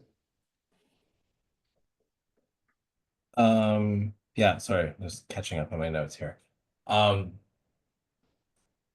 Thank you for asking about the BWSC approvals, because I know that is a very fraught piece of land in terms of conveyance and utility infrastructure there. I was kind of wondering, in terms of the MWRA has this lift station at Alfred Street. What's sort of the situation with that? And is there a possibility for some sort of giant utility scale battery backup tie-in that's associated? Yeah, let me speak to that. So the voltage that we're operating at would be like very, very different than the voltage of the lift station. So much higher voltage. So there's no potential for interaction there. I guess, okay, that then goes to another thing, is that I was reading in your documents, you have like 115 and 345 voltage. Are you, I guess, operating the duct bank on both of those, or, and then the section of obviously the MWRA thing is probably tied into multiple grids, has in the substation on site. I couldn't imagine in the next 4 years during construction, they couldn't figure out how to do some sort of step down transformer, if this were to be an option. The section of this conduit that will be within Boston and in this area of concern, it will be only a 115 kV connection. You could hypothetically add a transformer. This site is extremely constrained. The existing Mystic substation is extremely space constrained. To give you a sense of that, Eversource has requested that the metering equipment, which is customarily located on their substation site, will instead be located the other end of the Gentile line on our site. Like there's very little room for any sort of additional equipment. Sure. No, totally appreciate that. I guess so I appreciate you addressing that dual voltage question, because I was trying to understand that. In terms of what another thing that Chair Parker mentioned is typically we've seen RDAs for ground tests in terms of like contaminants and stuff like that. Usually these duct banks are in more or less existing rights of way for utilities. I noticed you were saying that you were probably going down to like 16 feet to, avoid lots of other stuff that's going on there. I guess I was just wondering, typically I've seen a two-step process. One is to understand whether the line can be built as we understand it through engineering. And then two is that we know it can be built because we've done the tests, and that is then a negative RDA. So if this is sort of all one kit and caboodle, that's fine, but just wanted to understand maybe what the strategy was there. Right. We did extensive consultation with all the other utilities, and Boston Water and Sewer that are in the area, and have addressed all concerns that arose. So we're confident that we can construct the facility in this location. Yeah, no, the facilities, I appreciate that. It's more the duct bank. Like we've done facilities, which is a whole different problem. The duct banks, typically it's like at least I've seen them split into two phases. And we're only looking at the duct bank. We're not looking at the facility, right? I'm sorry, when I spoke of the facilities, I was referring to the duct bank. Oh, sorry. Okay. Yeah, no. Facility, yeah, that's different. I guess second point that you had raised in terms of like land being constrained over in that part of the world, understanding as a citizen of Boston that reads the paper, that land use may be changing. And frankly, this project is a beneficiary of that, which is good to see. Is that something that, given you're going to start construction perhaps a year and a half from now, something that you would need to then come before us with some sort of revision to the order that we might issue? Which is a big hypothetical, but it gets to my larger point that I'm a little concerned you're asking us to build something in a year and a half from now, and the construction period is 2 years, and that exceeds the order of conditions we can issue. So the regulatory process for approval we've applied for an approval from the DPU, which is the main permit that will require. We expect that will take about a year. Lisa spoke to the overall construction period for the whole Gentile line. To be very clear, like it will be built in sections, and the 2-year period is to allow for periods such as winter moratoriums, like that. So the project will be, the Gentile will be built in stages. You're not going to build like all of this at one time. So different sections will be done at different times, and the total period involved here will be, for this section relevant to this jurisdiction, will be much less than 2 years. And Hans, if I may add to Mike's question, the project also received grant of location for the portion of the duct bank that's within City of Everett right away as well. So it's been reviewed and coordinated with Everett and their engineering department. And just to double check. Sorry, no, appreciate that. But that was not their conservation commission necessarily, right? It was just an engineering department. Yeah. Correct. As I mentioned, this project does not require jurisdictional, or is not subject to jurisdictional review with the Everett Conservation Commission. And you did mention MWRA earlier. We also have been issued the MWRA 8M permit. Okay, great. Yeah, no, so they're in a butter, right? And everything like that. And we're also Um, crossing MWRA facility with the duck bank. yes.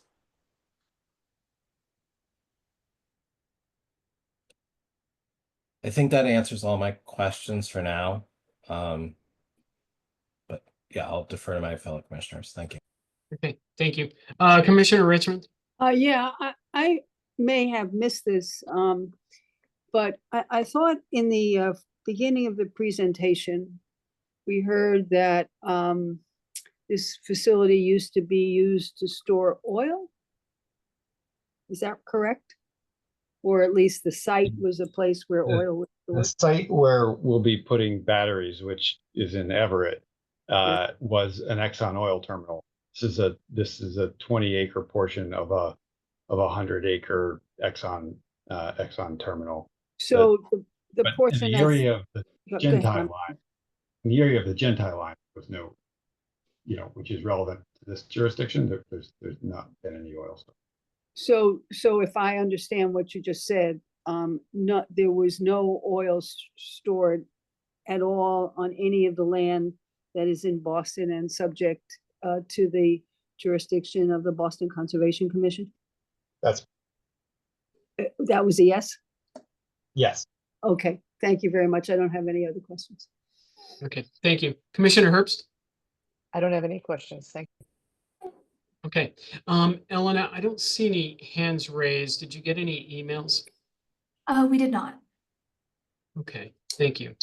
Okay, so with that, I would entertain a motion to issue a negative determination of applicability with the standard erosion controls. And I'd like to add a condition that if any soils need to be stockpiled within the municipality, that the proponent would reach out to staff to let them know.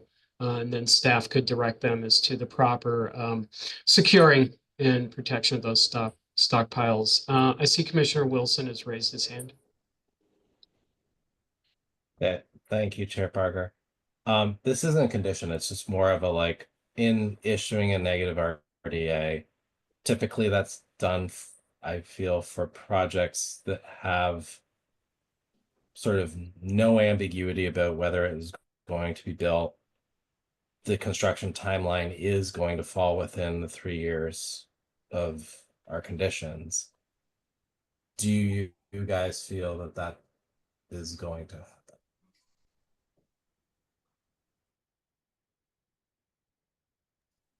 I don't want to be in a situation where we necessarily need to open this and in a future world where the regulatory environment may have shifted. Yeah, it's interesting. I think that if the regulatory environment shifts, it could be that that they might need to file an NOI. I mean, if I'm following what you're saying here, that our jurisdiction enlarges for some reason. Yeah, more just, I don't even know what camera I'm on. I tried to come on camera, sorry. Not to be a faceless bureaucrat.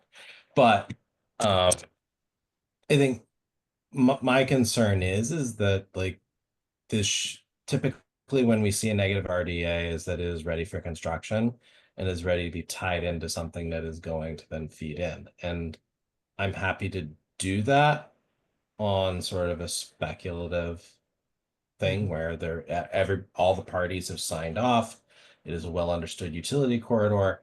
It's more, I don't want to be in a position where 3 years from now that we need to extend that because this is now an uncertain project. Yeah. Well, I go to They may Hans shift there. from being an RDA to an NOI. And if it's an NOI, that we haven't done our homework here tonight.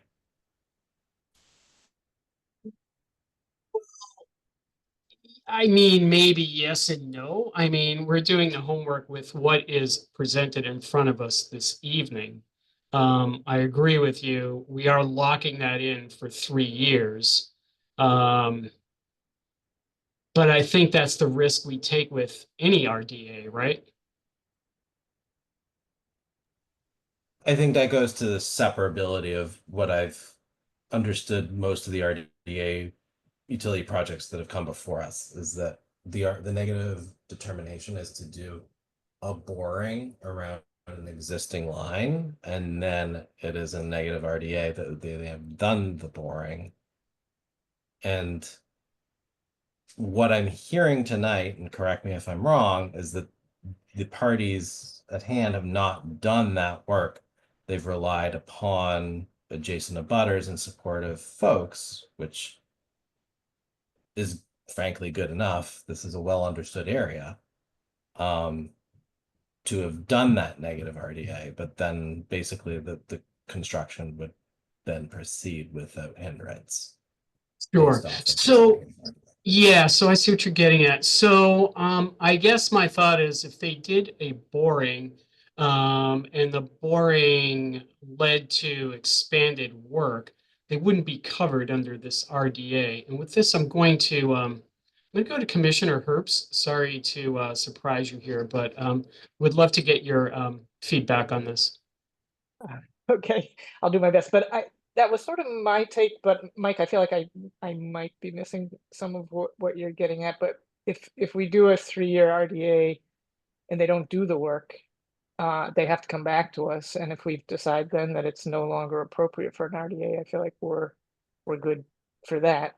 And similarly, what Chair Parker just said is that we've approved, if we approve it, we've approved a specific project. If it turns out it's more complicated, then they don't have a permit for it.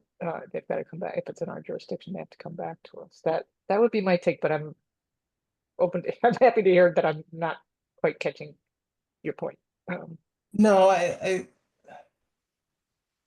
yeah, no, I guess my hesitation is that this is a more substantial negative RDA than I've been used to for putting in additional conduit.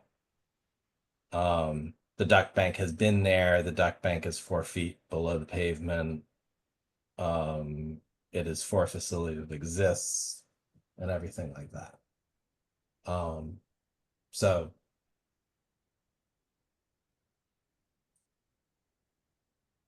well, that would be a I'm now different hearing point. what that you're it- saying. Yeah. I mean, if that's If true, it's if a that's your problem, point, yeah. yeah, if it's a problem 3 years from now, then it's a problem 3 years from now. But I guess I'm wondering if you're saying you think it's a problem now that you wouldn't issue an RDA for the work they're asking for. Is that what you're saying? I have no basis to think that. Okay. Right. I mean, Commissioner Wilson, Okay. Yeah. Go ahead, Ellen. Sorry, yeah, so quick question. So I agree with what's been said so far. I think that a negative RDA would be very specifically for this area within these resource areas for this exact work. And if anything about that changes, then they don't have a permit for it, as Commissioner Herb said. I just wanted to clarify, do you feel like there isn't enough information for you to make a decision on whether or not to issue a negative determination? If that makes sense. Like, do you think that the lack of borings, for example, is like a key piece of information that is impacting how the commission can make its decision in this case? I trust my fellow government agencies that are abutters and have approved us. I just want to be really cognizant of the fact that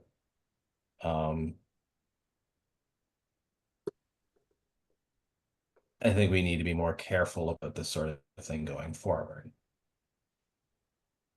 So I have no problem with the fact that everybody believes that this can be built and they don't need borings and everything like that. But it would be a real shame to try to redo this years from now because all of a sudden there is an issue with construction and everything like that if we didn't do our homework. And then Commission staff can also certainly work with the project team between now and the next hearing, for example, to see if there's any additional information that we can get, if that would be helpful. I mean, obviously, if that information isn't available at this point, then that probably wouldn't be a good use of time. But I mean, if there is probably additional... no more.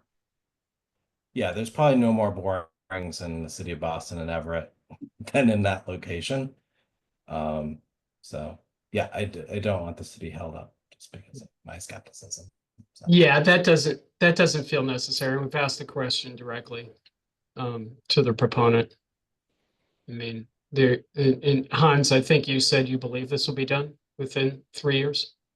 Yes. Okay, Commissioner Richmond, you've raised your hand. Yeah, unfortunately or fortunately, I'm listening very carefully to Commissioner Wilson. I guess my question is why there haven't been any borings done.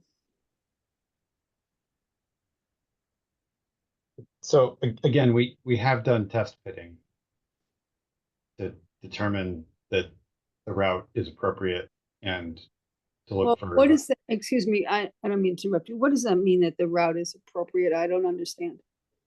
That there's available, that the location in the street where we believe we can put it, we can actually put it. Oh, okay, but the borings would give you other kinds of information as well, no? Yes. And I mean, is that something that can be done by you guys? I mean, is there a reason you haven't done it? It doesn't seem like it's a big deal. We have done. You've done the borings? We have, we have done test pits to determine that the location can work, and we looked at the environmental condition of the soil. We had experts out who could detect odors if there were going to be issues, that kind of thing, monitoring the test pitting. Okay, I mean, I think you are hearing now, it isn't that anybody wants to delay your project or anything else, but I think, the amount of information that we usually have on a project like this, where we're prepared to issue a negative request for determination of applicability. I'm following Commissioner Wilson, and I don't want to be redundant, but I think he's right. We don't have all the information that we usually have. And what additional information? Well, I mean, the whole idea of some, more borings, that kinds of things that we usually get, rather than just simply, an assertion that it works for your project. More information maybe about the soil condition, about, the kinds of things that might be relevant to the Conservation Commission. This is a major clean energy project, which is important to climate goals for the Commonwealth of Massachusetts, and I think it'd be very helpful for the city of Boston meeting its climate goals as well. We've done extensive diligence with other utilities and stakeholders. We've examined what's in the streets in order to be able to put the equipment in this location. And it's I think, Lisa, maybe you want to chime in, but again, the starting premise here is that it's a minor activity for utilities. And, it's on that basis that we're requesting the negative declaration. And I think that that's common and in keeping with recent regulatory history. Yeah, Hans, if I may add as well, and maybe this will clarify what Commissioner Richmond and Wilson are referring to. The project we have done, as I've noted earlier, we have done test pits along portions of Alfred Street to determine the best route. And we do have test pit information. And as I noted earlier, some of those test pits did encounter existing utilities, and that's why the alignment that's presented before you is where it is. And I also noted that most of those test pits were approximately down to, I believe, like 6 feet below surface. So, and it encountered, again, we were looking for existing utilities to avoid conflicts with those existing utilities. So test pits have been done within portions of Alfred Street to influence the proposed alignment. And to add to that, in addition to the test pits, the project team have retained a company to do subsurface utility scanning to locate any existing utilities that they can as well. Okay, Commissioner Wilson. Sorry. I appreciate that you guys have done that work. I'm not seeing that in the submission here. I don't know if I'm missing it somewhere. I've seen, frankly, more test pits to go dig out a parking lot in the backside of the Mass Convention Center that resulted in absolutely nothing. But the fact that this is where it's like the burden of proof for a negative determination is high. It is probably only going to get higher. And that is something that needs to be included. So I'm happy to do a continuance if you then submit that information. I'm just. Are you asking for? I want to make sure that this is as good of a project as you're telling us it is, and that gets documented in our decision making. The one thing I do also want to add is that on the plans, we do show the locations of the test pits that were completed. So I don't know are you asking for the test pit cross sections and logs? That's typical of what we see, yes.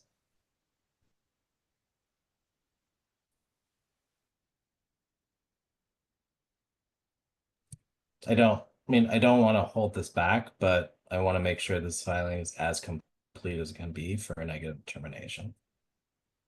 So let's play this out a little bit. I mean, I don't want to go on all night about this. So, no, sorry.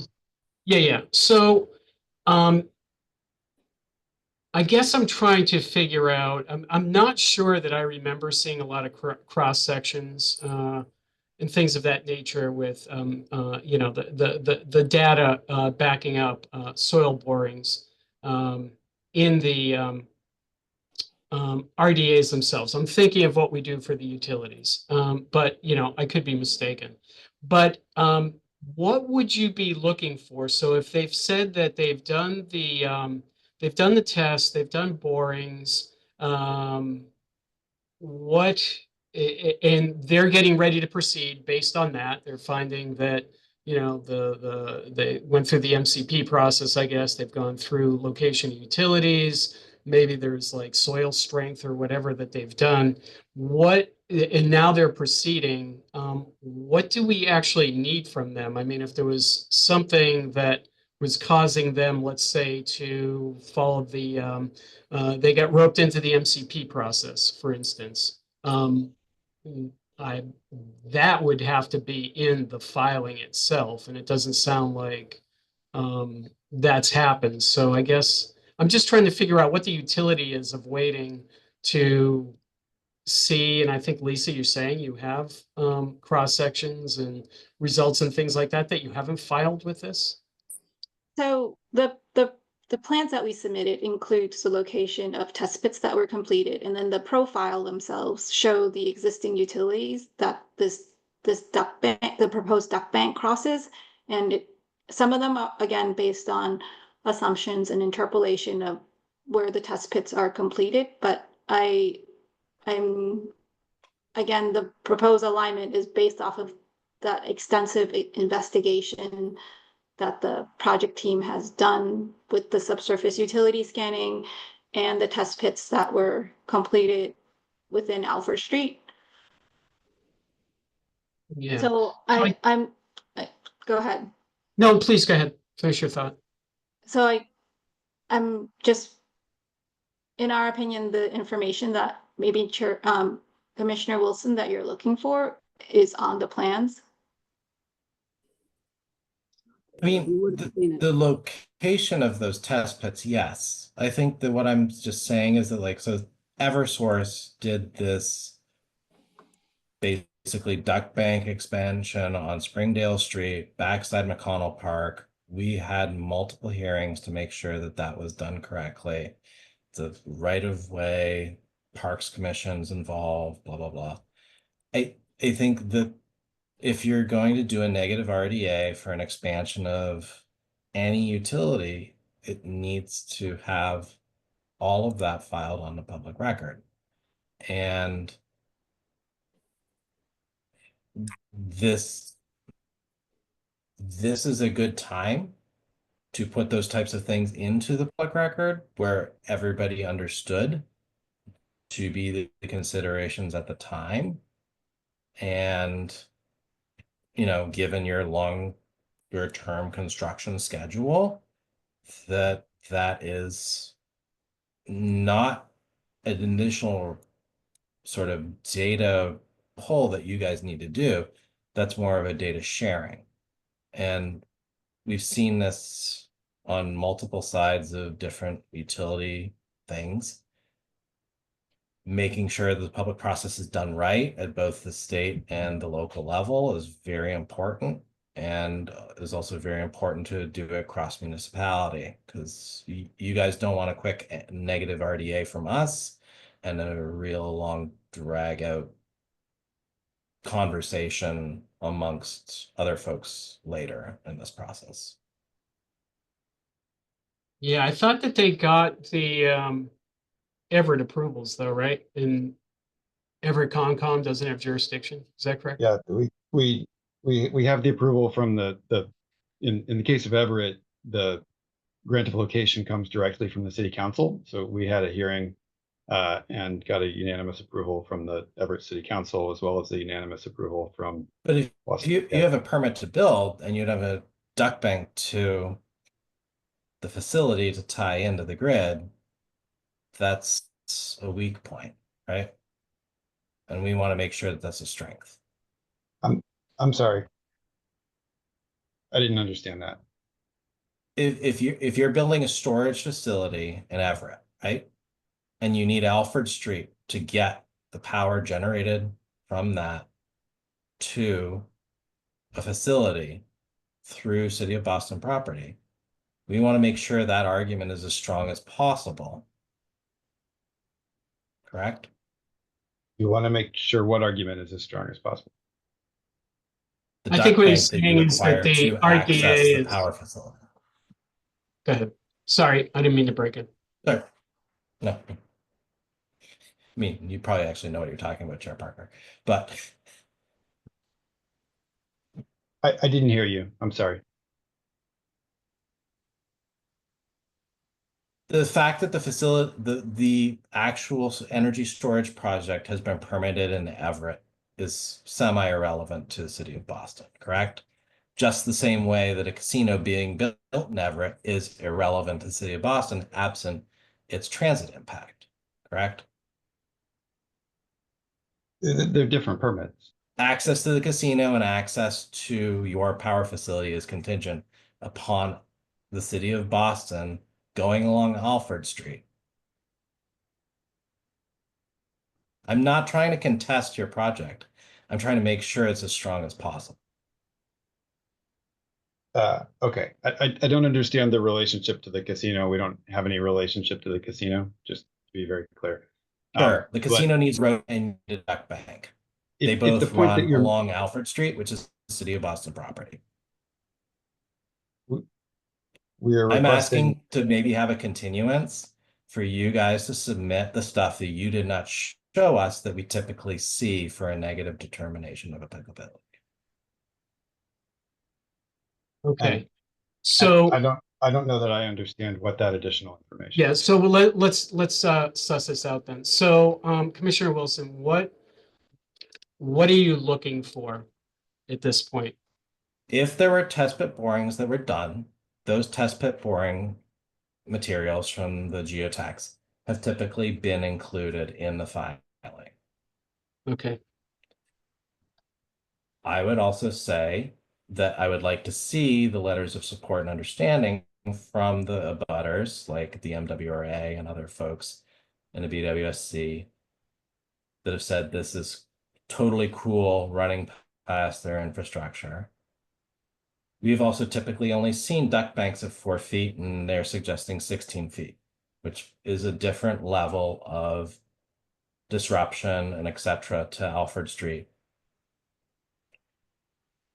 Also, given our history of energy infrastructure in the city of Boston not being properly coordinated, I would, we need to make sure all of the T's are crossed and I's are dotted in terms of all the outreach has been done and necessary languages and everything like that. Folks who pass through this neighborhood, I don't know what the level of disruption is going to be to them, hopefully minimal. I'm sorry, not what is, seeing. I'm sorry, what is this? The level of disruption to who? What do you mean? If you're digging a 16-foot underground duck bank, like there's going to be some level of disruption, correct? But To I'm not Alfred sure. Street, which is a major artery. Right, what does that have to do with our jurisdiction, though? I mean, I'm not trying to be argumentative here, but it's not something we typically care It about. is not, you are correct. It is not. But those folks may not be at this meeting. So I'm just, I guess, yeah. But their raising comments the wouldn't be issue. jurisdictional anyway. Like, we wouldn't be able to consider that as part of our decision. And again, I'm not trying to be argumentative. I just want to give them No. I'm targeted information that you're looking for here. And That may I relates add to our the portion, jurisdiction. and may I Yeah. add the portion that is deeper, as Commissioner Wilson was referring to, that's 16 feet. That's outside of this area that, would be before the Concom 4. So that's not our Okay. jurisdictional That area. is it's not okay. where it's 16 feet deep. Okay. Okay, so what I'm left with now is the, excuse me, the cross sections or the results of the test borings for the work that was done within our jurisdiction.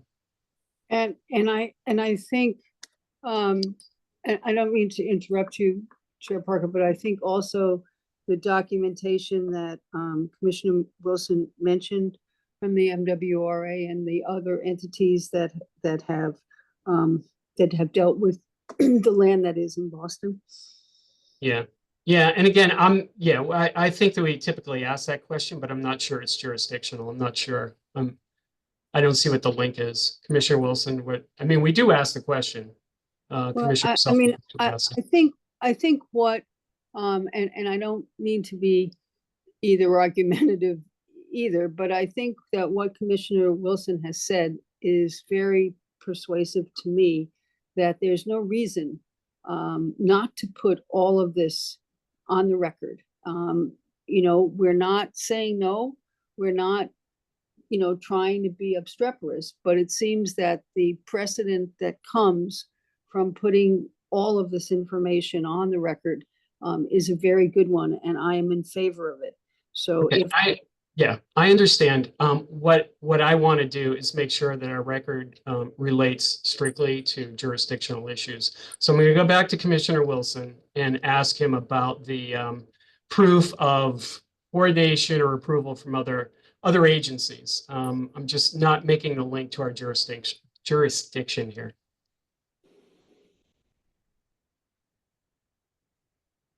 I mean, it's nice to know, but it is nice to know, as is the letter from Massport every time we can ask.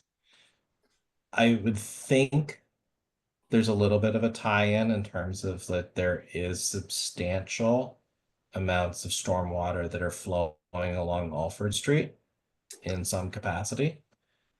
I would like to see documented that this project has either no harm, which is what we would be doing the negative RDA on, or some potential benefit, perhaps, is what I'm kind of vaguely suggesting, would be one thing that could be said.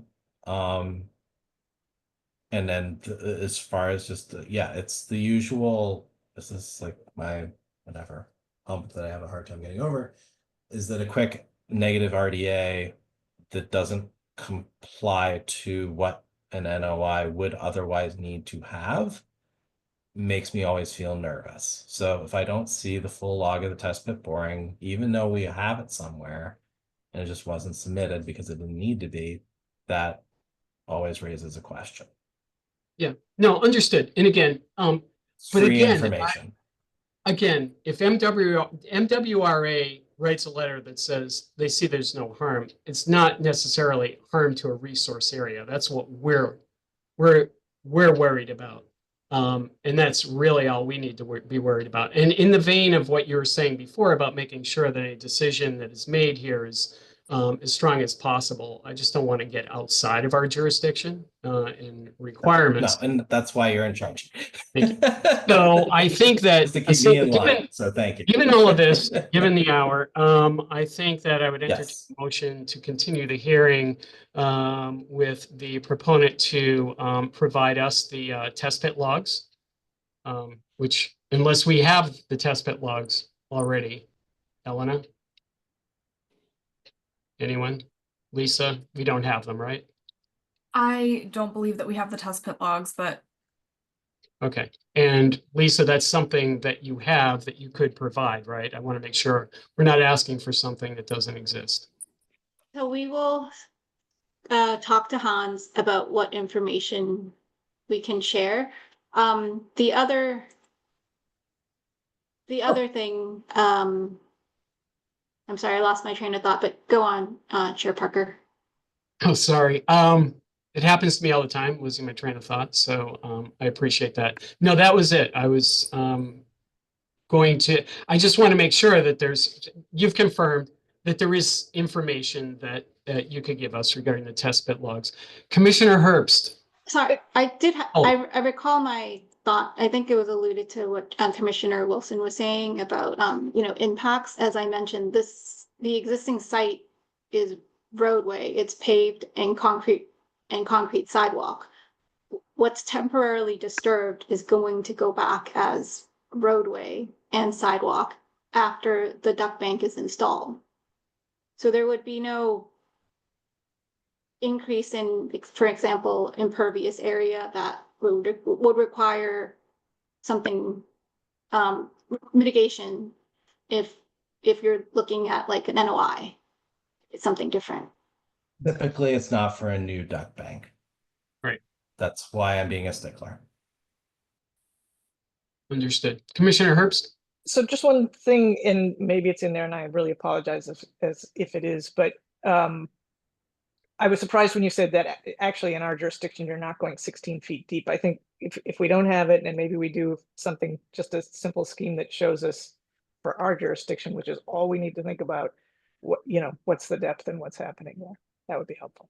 Thank you. Yeah, agreed. So that, Okay. okay, maybe that's fine. I believe that information is shown on the plans, but we'll verify. That Apologies. could have been if my, it's- yeah, that could have been my misunderstanding, sorry. Okay. Okay. So with that, I'd entertain a motion to continue the hearing to allow the proponent to provide additional information. So moved. Do Second. we have a second? Thank you. Commissioner Linay?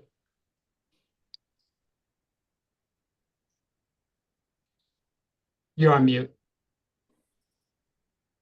Sorry Or about are you that. falling asleep? Had a little computer problem. Aye. Thank you. Commissioner Wilson? Sorry, I felt like I might have made Commissioner fall asleep with that. It's okay.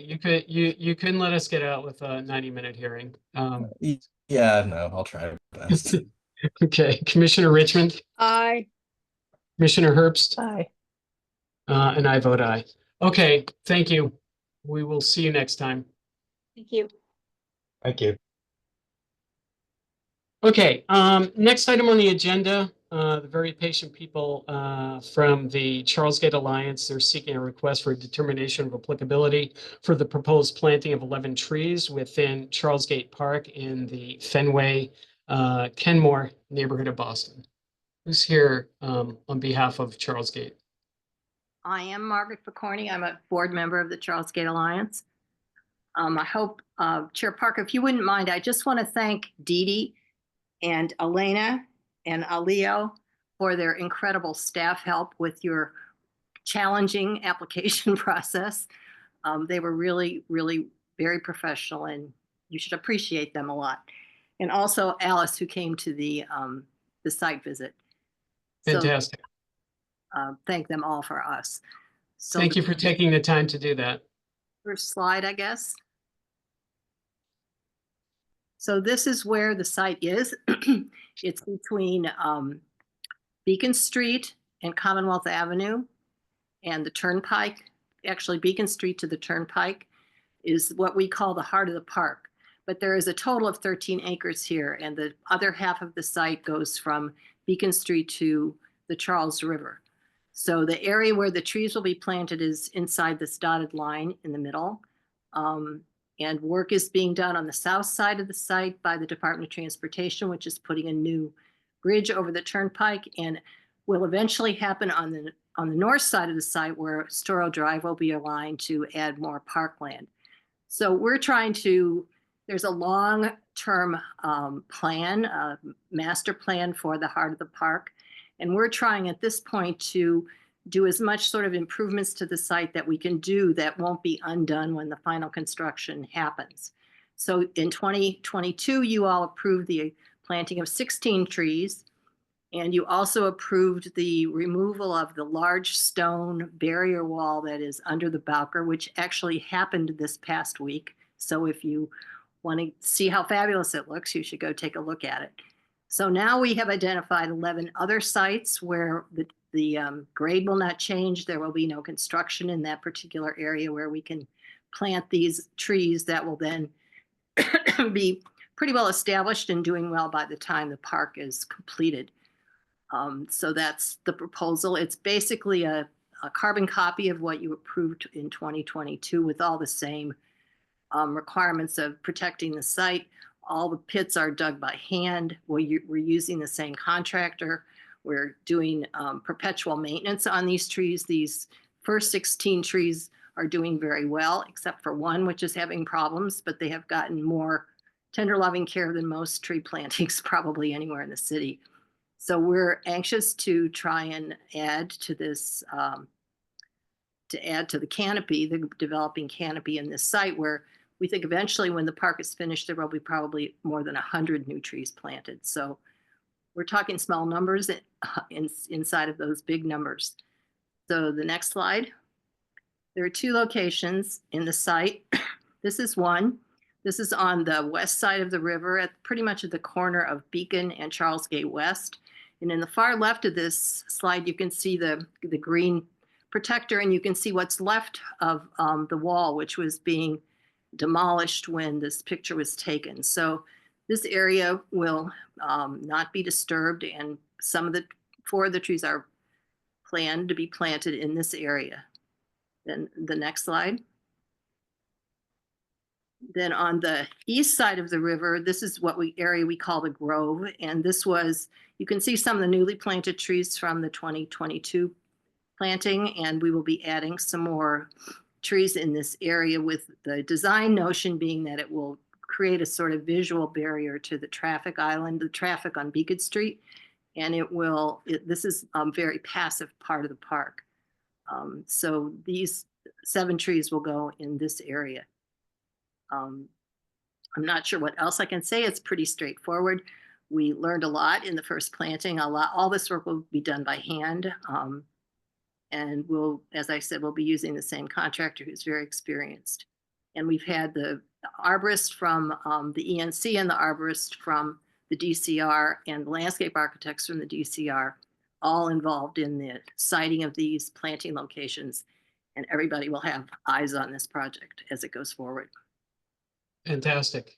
Great. Thank you. Thank you for your hard work. Just want to remind members of the public to provide public comment. Please raise your hand or type in the chat in the application via the Zoom meeting platform. If you are calling in and cannot use the platform, you can raise your hand by pressing *9 and *6 to unmute yourself, or send your questions to staff via email at cc@boston.gov. I don't have any questions on your great work here. Just happy to see this all happening.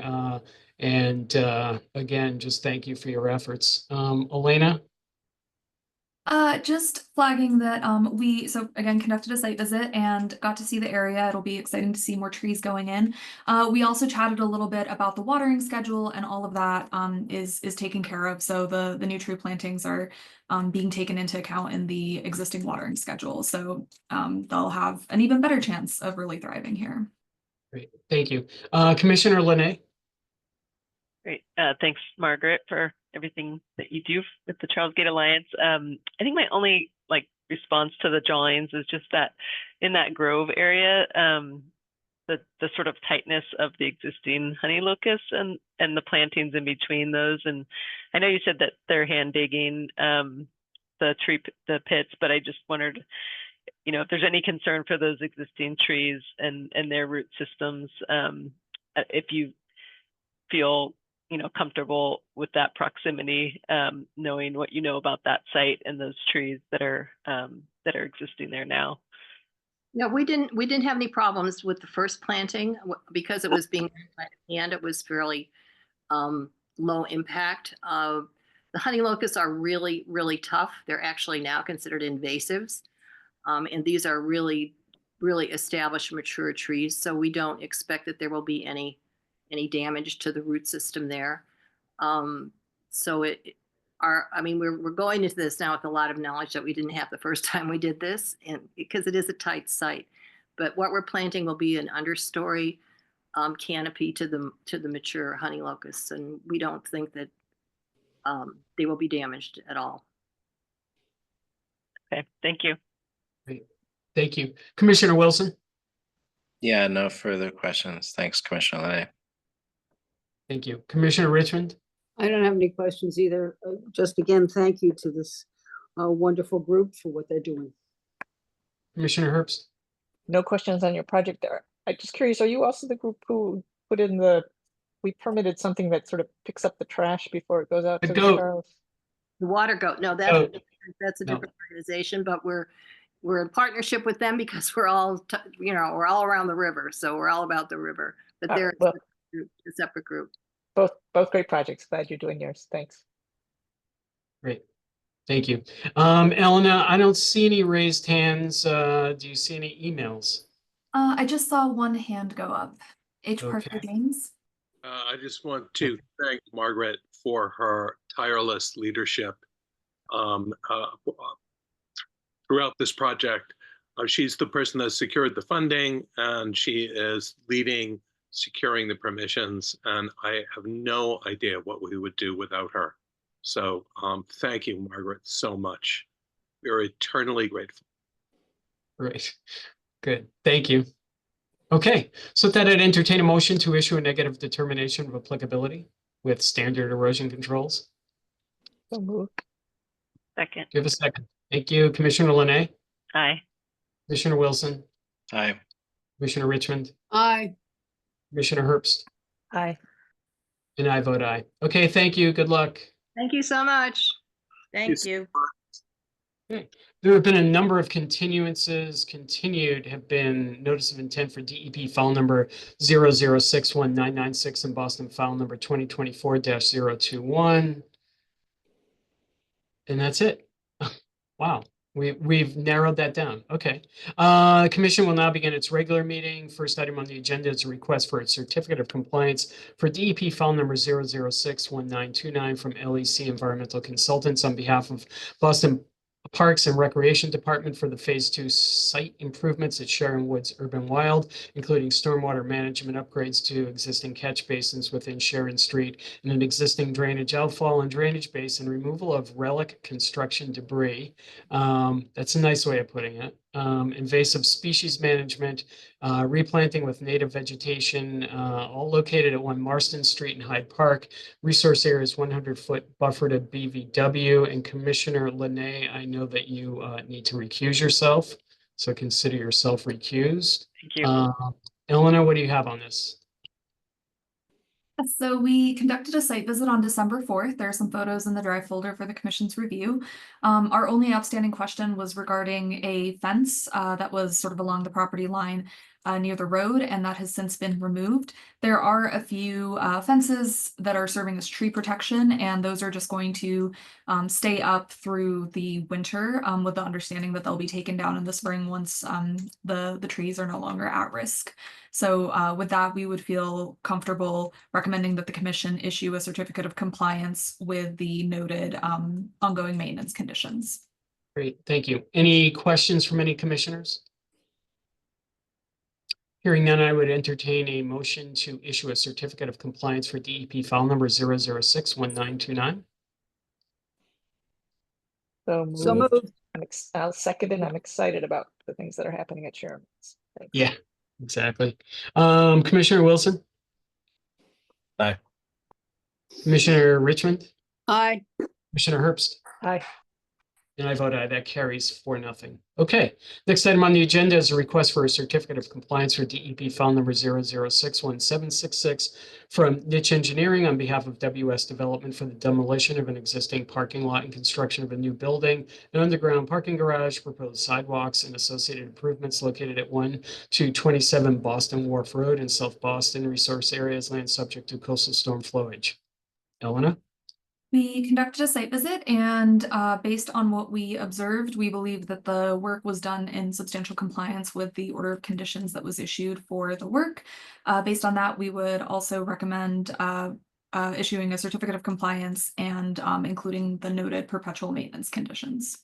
Okay. Any questions from any commissioners? Okay, hearing none, I would entertain a motion to issue a certificate of compliance for DEP file number 0061766 with I guess, how am I going to phrase this? With the inclusion of the perpetual conditions, maintenance conditions from the order of conditions. So moved. Do you have a second? Second. Thank you. Commissioner Linay, Aye. Commissioner Wilson, Aye. Commissioner Richmond, Sorry, aye. thank you. Commissioner Herbst, Aye. and I vote aye. That carries 5-0. Okay, thank you. Next item on the agenda are administrative updates. Yes. Back to you, Ellen. Thank Yes. you. So our first administrative update is regarding the emergency certification, which was issued for the work at 220 Victory Road. This was ratified by the commission a few hearings ago, and we've since gotten confirmation from the project team that work has been completed. A small piece of housekeeping is that that signature page did not go out with the rest of the signature pages at that hearing, so we will be including that in this hearing set of signature pages. So that's what that will be about. And then the second item on our list is regarding the last restoration monitoring report, which has been submitted to us. John Rockwood is on the call to talk through a bit of the work that has been done in this area. And the project team has also requested that staff rescind the enforcement order assuming that there are no outstanding questions after tonight's hearing. If the commission is comfortable with it, then staff can go ahead and send out that letter rescinding the enforcement order. Okay, I think this is one of the matters I needed to recuse myself from. You're not requiring a vote here, right? No vote. No vote, okay. So what's the plan? Mr. Rockwood wanted to give a presentation. We have a few photos here, and yes, and I think that he'll just go over some of the main points of the work that's been done over the last 3 years. Okay, I'm not going to participate in the discussion, so. Okay. Here, John Rockwood from Ecotech. In 2021, the first of 2 enforcement orders for the property off Willett Street was issued. The property owner actually self-reported. We put together a restoration plan. The commission approved that plan, and we implemented that plan in 2021. The work was completed. And basically about 3,700 cubic yards of material were removed from the wetlands buffer zone and a vernal pool, possible vernal pool. I think it's map potential. Some of the impact was on the Roxbury Latin School property, and the balance was in the northern portion of the property owned by CAD. We've done 6 monitoring reports on this in the spring and fall of the 3 years since. The area has developed very nicely through time. It's very vegetationally stable and diverse. And the area has taken a few turns, and we've followed it and monitored and enhanced some things. We pulled some aggressive weeds out of there. Basically, swamp beggar ticks was becoming a monoculture in places. So we pulled that out, and there were a few other plants that there were very small patches of that we got rid of early, and we haven't seen them back since. We did some supplemental plantings a couple years ago. The vernal pool area looks great. The inlet from the north looks great. The whole area actually looks great. There is a seepage area in the past. The northern portion of this area on the site was actually an upland thicket. And as a consequence of putting material down and then excavating it out down to the original soils, it's actually become a little bit of a seepage area, and it's developing wetland characteristics through time. The whole area, long and short of it is, it's well vegetated, it's stable, it's diverse. There's no real invasives in there. Habitat, and it looks great. So this is the first 2 areas. There's actually a second one that has another year left, but we're looking to get the enforcement order rescinded. I do have a few pictures that we can go through. They were all in the report that was submitted.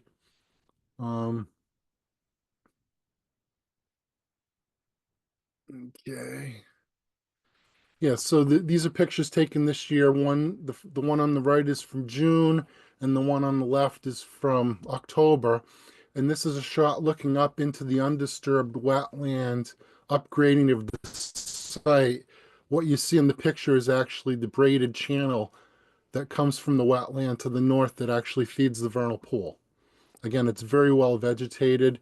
There's shrubs, herbaceous materials in there. It looks great. Next. This is a picture from the north looking across the vernal pool to the development. On the October picture, you can actually see the house, one of the houses near this area. When we started, this was 3 to 4 feet thick of wood chips and soil that was completely dominated by cattails. We pulled out all those materials, got down to the original soils in the area. We planted shrubs around the periphery and we seeded it. And it's a very diverse area. There are some cattails in it, but it's just a small little clump. Other than that, it's largely sedges, rushes, grasses, and a few forbs. So that's one view of the vernal pool. The next picture. This is looking the other way. This is looking to the north towards the inlet. And again, you can see the characteristics of the vernal pool. It's dry in June and it's dry in October. It was sort of a rather dry year this year, but it clearly looks good, and there's clearly evidence that water is contained there during the spring. And the portion of the pool that wasn't disturbed is actually sort of a bare, mucky soil under trees. So there's a couple of different habitat features within the pool now. Next picture.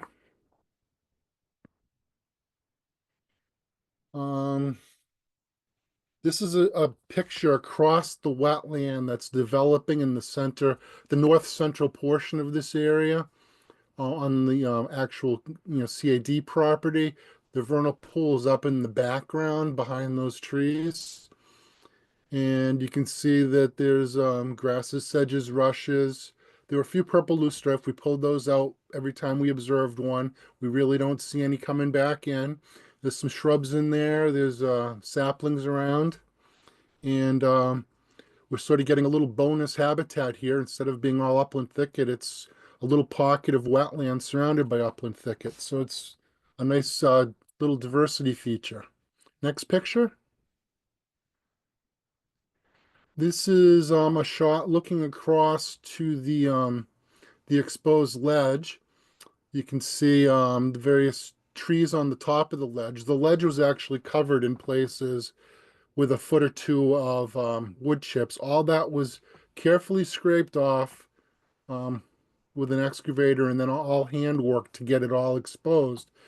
And the area between the rocks is growing up with grasses, sedges, forbs, and some shrubs are coming in there. And this is sort of the thicket area down in front of that little wetland pocket I was talking about. There's a good mixture of saplings, shrubs, and herbaceous species throughout this area. Next picture. This is sort of an overview of the whole lower thicket. Sort of dead center in the middle of the picture would be the that little wetland that's developing. Otherwise, you can see all the different shrubs, the diversity of shrubs and herbaceous materials that are developing. You can see up on the rock ledge in the back right of the picture that instead of just being exposed soils at this point, it's pretty well vegetated. The whole area is pretty well vegetated at this point. And you can see one of the signs at the front of the area that was required as part of that plan. We went through and finalized the language on the signs and got the signs made and installed. And the next picture shows the public access. That's near lot 12. When lot 12 is developed, the area up to this area will be installed as well. Right now, there's just a sign there sort of pointing the way, but the little trail isn't there yet because that's going to be part of the lot 12 development. And then we have the no trespassing signs along the Roxbury Latin School property so that the people that utilize this area know that they're either on the CID property or the Roxbury Latin School property. And the last picture should be the environmentally sensitive land signs. Those were placed as required by the commission. And that's pretty much it. This area, it's done very well. The developer took a lot of responsibility. There was a lot of materials that were moved. There are a lot of plants that were planted. There were a lot of seeding and reseeding and weed pulling and those kinds of things. But overall, it was a very effective process and the area looks great. Okay. Eleanor, why don't you lead the discussion here for what you need? Sounds great. Thank you so much, John and commissioners. If anyone has any questions, I'm sure John or myself are happy to answer. I have a couple. That's one is just you mentioned the path. Is that something that will come before us? If you're creating a path there? It's on the edge of lot 12. It was sort of approved under the order of conditions for lot 12. That's the house at the end of the street. And yeah, I remember. Where you had the walls and all those other things. Yeah. Do we have something that shows us where it's going to be? It's on the plans that were approved as part of lot 12. Okay. I would just think we'd want to know about that. Yep. I do appreciate all the work that has been done. I'd be interested in I saw this just today, so it didn't seem like the right day to go out and take a look. But I'd be interested in doing that with anybody else on the commission who'd like to do that. This was a very big project and big restoration. Is it? I guess I'm also wondering, I think I know the answer, but I mean, invasives will come back. Is this sort of the end, other than putting a little path in of the landowner's involvement with how it progresses over time? Yeah, there's no further requirement beyond this. It was an enforcement order. Yeah. Again, self-reported and Okay. It is very densely vegetated. So that's one thing that sort of limits the intrusion of invasives. If you have exposed soils, that's when they tend to come in. So they tend to come in early during these restoration processes. And once the area is very well vegetated like this is, if they do come in, they tend to be very limited. Okay, thank you. I don't think I have other questions. Any other commissioners? Can we get, Elena, since I do vaguely remember this, from a long time ago, but can you circulate to us what Commissioner Herbst was just asking for, which was, where the path is going to be on lot 12? Absolutely. So I'm just going to drop a link to the chat. This is for any members of the public that are still on. This link goes directly to the internal commission drive, but if there are any members of the public on the call who are interested in seeing this file, we also have a publicly available link. It should be the last page of this PDF, which shows the plans that John mentioned, and the path is highlighted on the last page of that PDF. Okay, Please thank let you. me know if you have any trouble accessing the link, though. Thank you. And Elena, am I wrong in assuming that we do eventually need to vote on getting rid of the, releasing the enforcement order? Based on what we saw in our records, the way that previous enforcement orders had been lifted was through just a letter that was signed by the agent. Okay. But if Being there's wrong, a I'm better used way to to go that. about doing that, I'm more than happy to follow a more detailed protocol. Yeah, if I can just jump in, I actually, I think you would want to take a vote. Okay. Because a vote was needed to issue the enforcement order, correct? So I think to rescind it, you really should take a vote. And then I think the direction is for the conservation agent to send the letter rescinding the enforcement order. In that case, should I entertain a motion? Should I? No, wait, no, I can't do Just that. take one from the floor. Commissioner Herbst looks like she's got. No, I would prefer that you didn't this week, because I would like to see it. I mean, I'm fine for it to be on the agenda in 2 weeks or whenever we meet next. But it was a big project. I'd like to at least look at it. Do we want to go for a continuance then? This Sorry. doesn't. This No, is you just a don't have Hearing conversation. or anything. Yeah, procedurally, you don't have to. Yeah. And I'll also just note that we as commission staff were out there for a separate site visit, and the area really does look great, and the signs look really good, and yeah, it's exciting to see how far the area has come. And then there's the second restoration area along Willett Street, which was, we removed the soil, did all the grading, and we've been keeping on top of a couple invasives that seem to want to get into that area.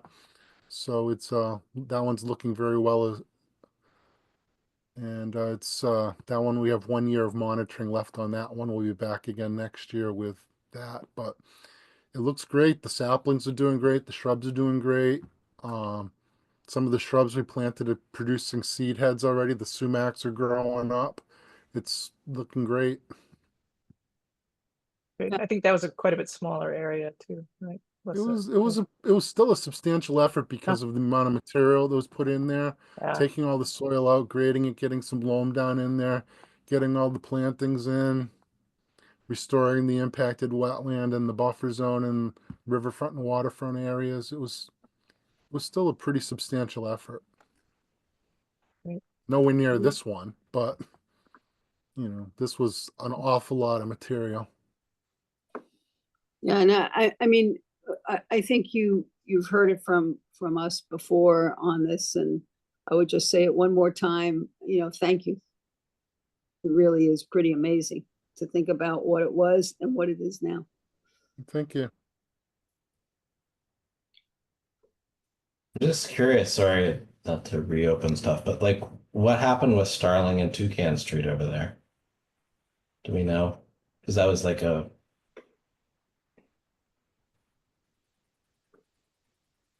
What about Starling and Toucan Street?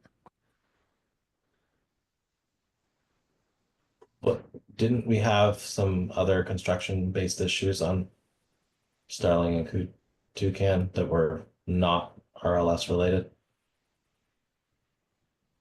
That we're not No, what, the- like, I might be conflating multiple issues in that area. Sorry. there's so many streets and properties in there. So Yeah. at least for me, I can't remember which one it is, but there are definitely. Okay. Yeah. in I terms of- haven't been tracking it as to closely. Yeah. But there are Some other two folks might have been. distinct restoration areas. Okay. As he was saying, one of which has another year This to is the go. one that's north of Sterling. Yeah, this one's north of Sterling, and the second one is east, I think, of Willett Street. Okay. Got it. Sorry. Yep. Yeah, there was Appreciate nothing that. along Thank you. along Toucan Street at the other, Toucan Road or whatever it is at the other end. This one's north of Sterling. The main one here that we're asking for the enforcement order to be rescinded at this point is north of Starling, out behind the houses there. Great. Okay. Appreciate that. Thank you.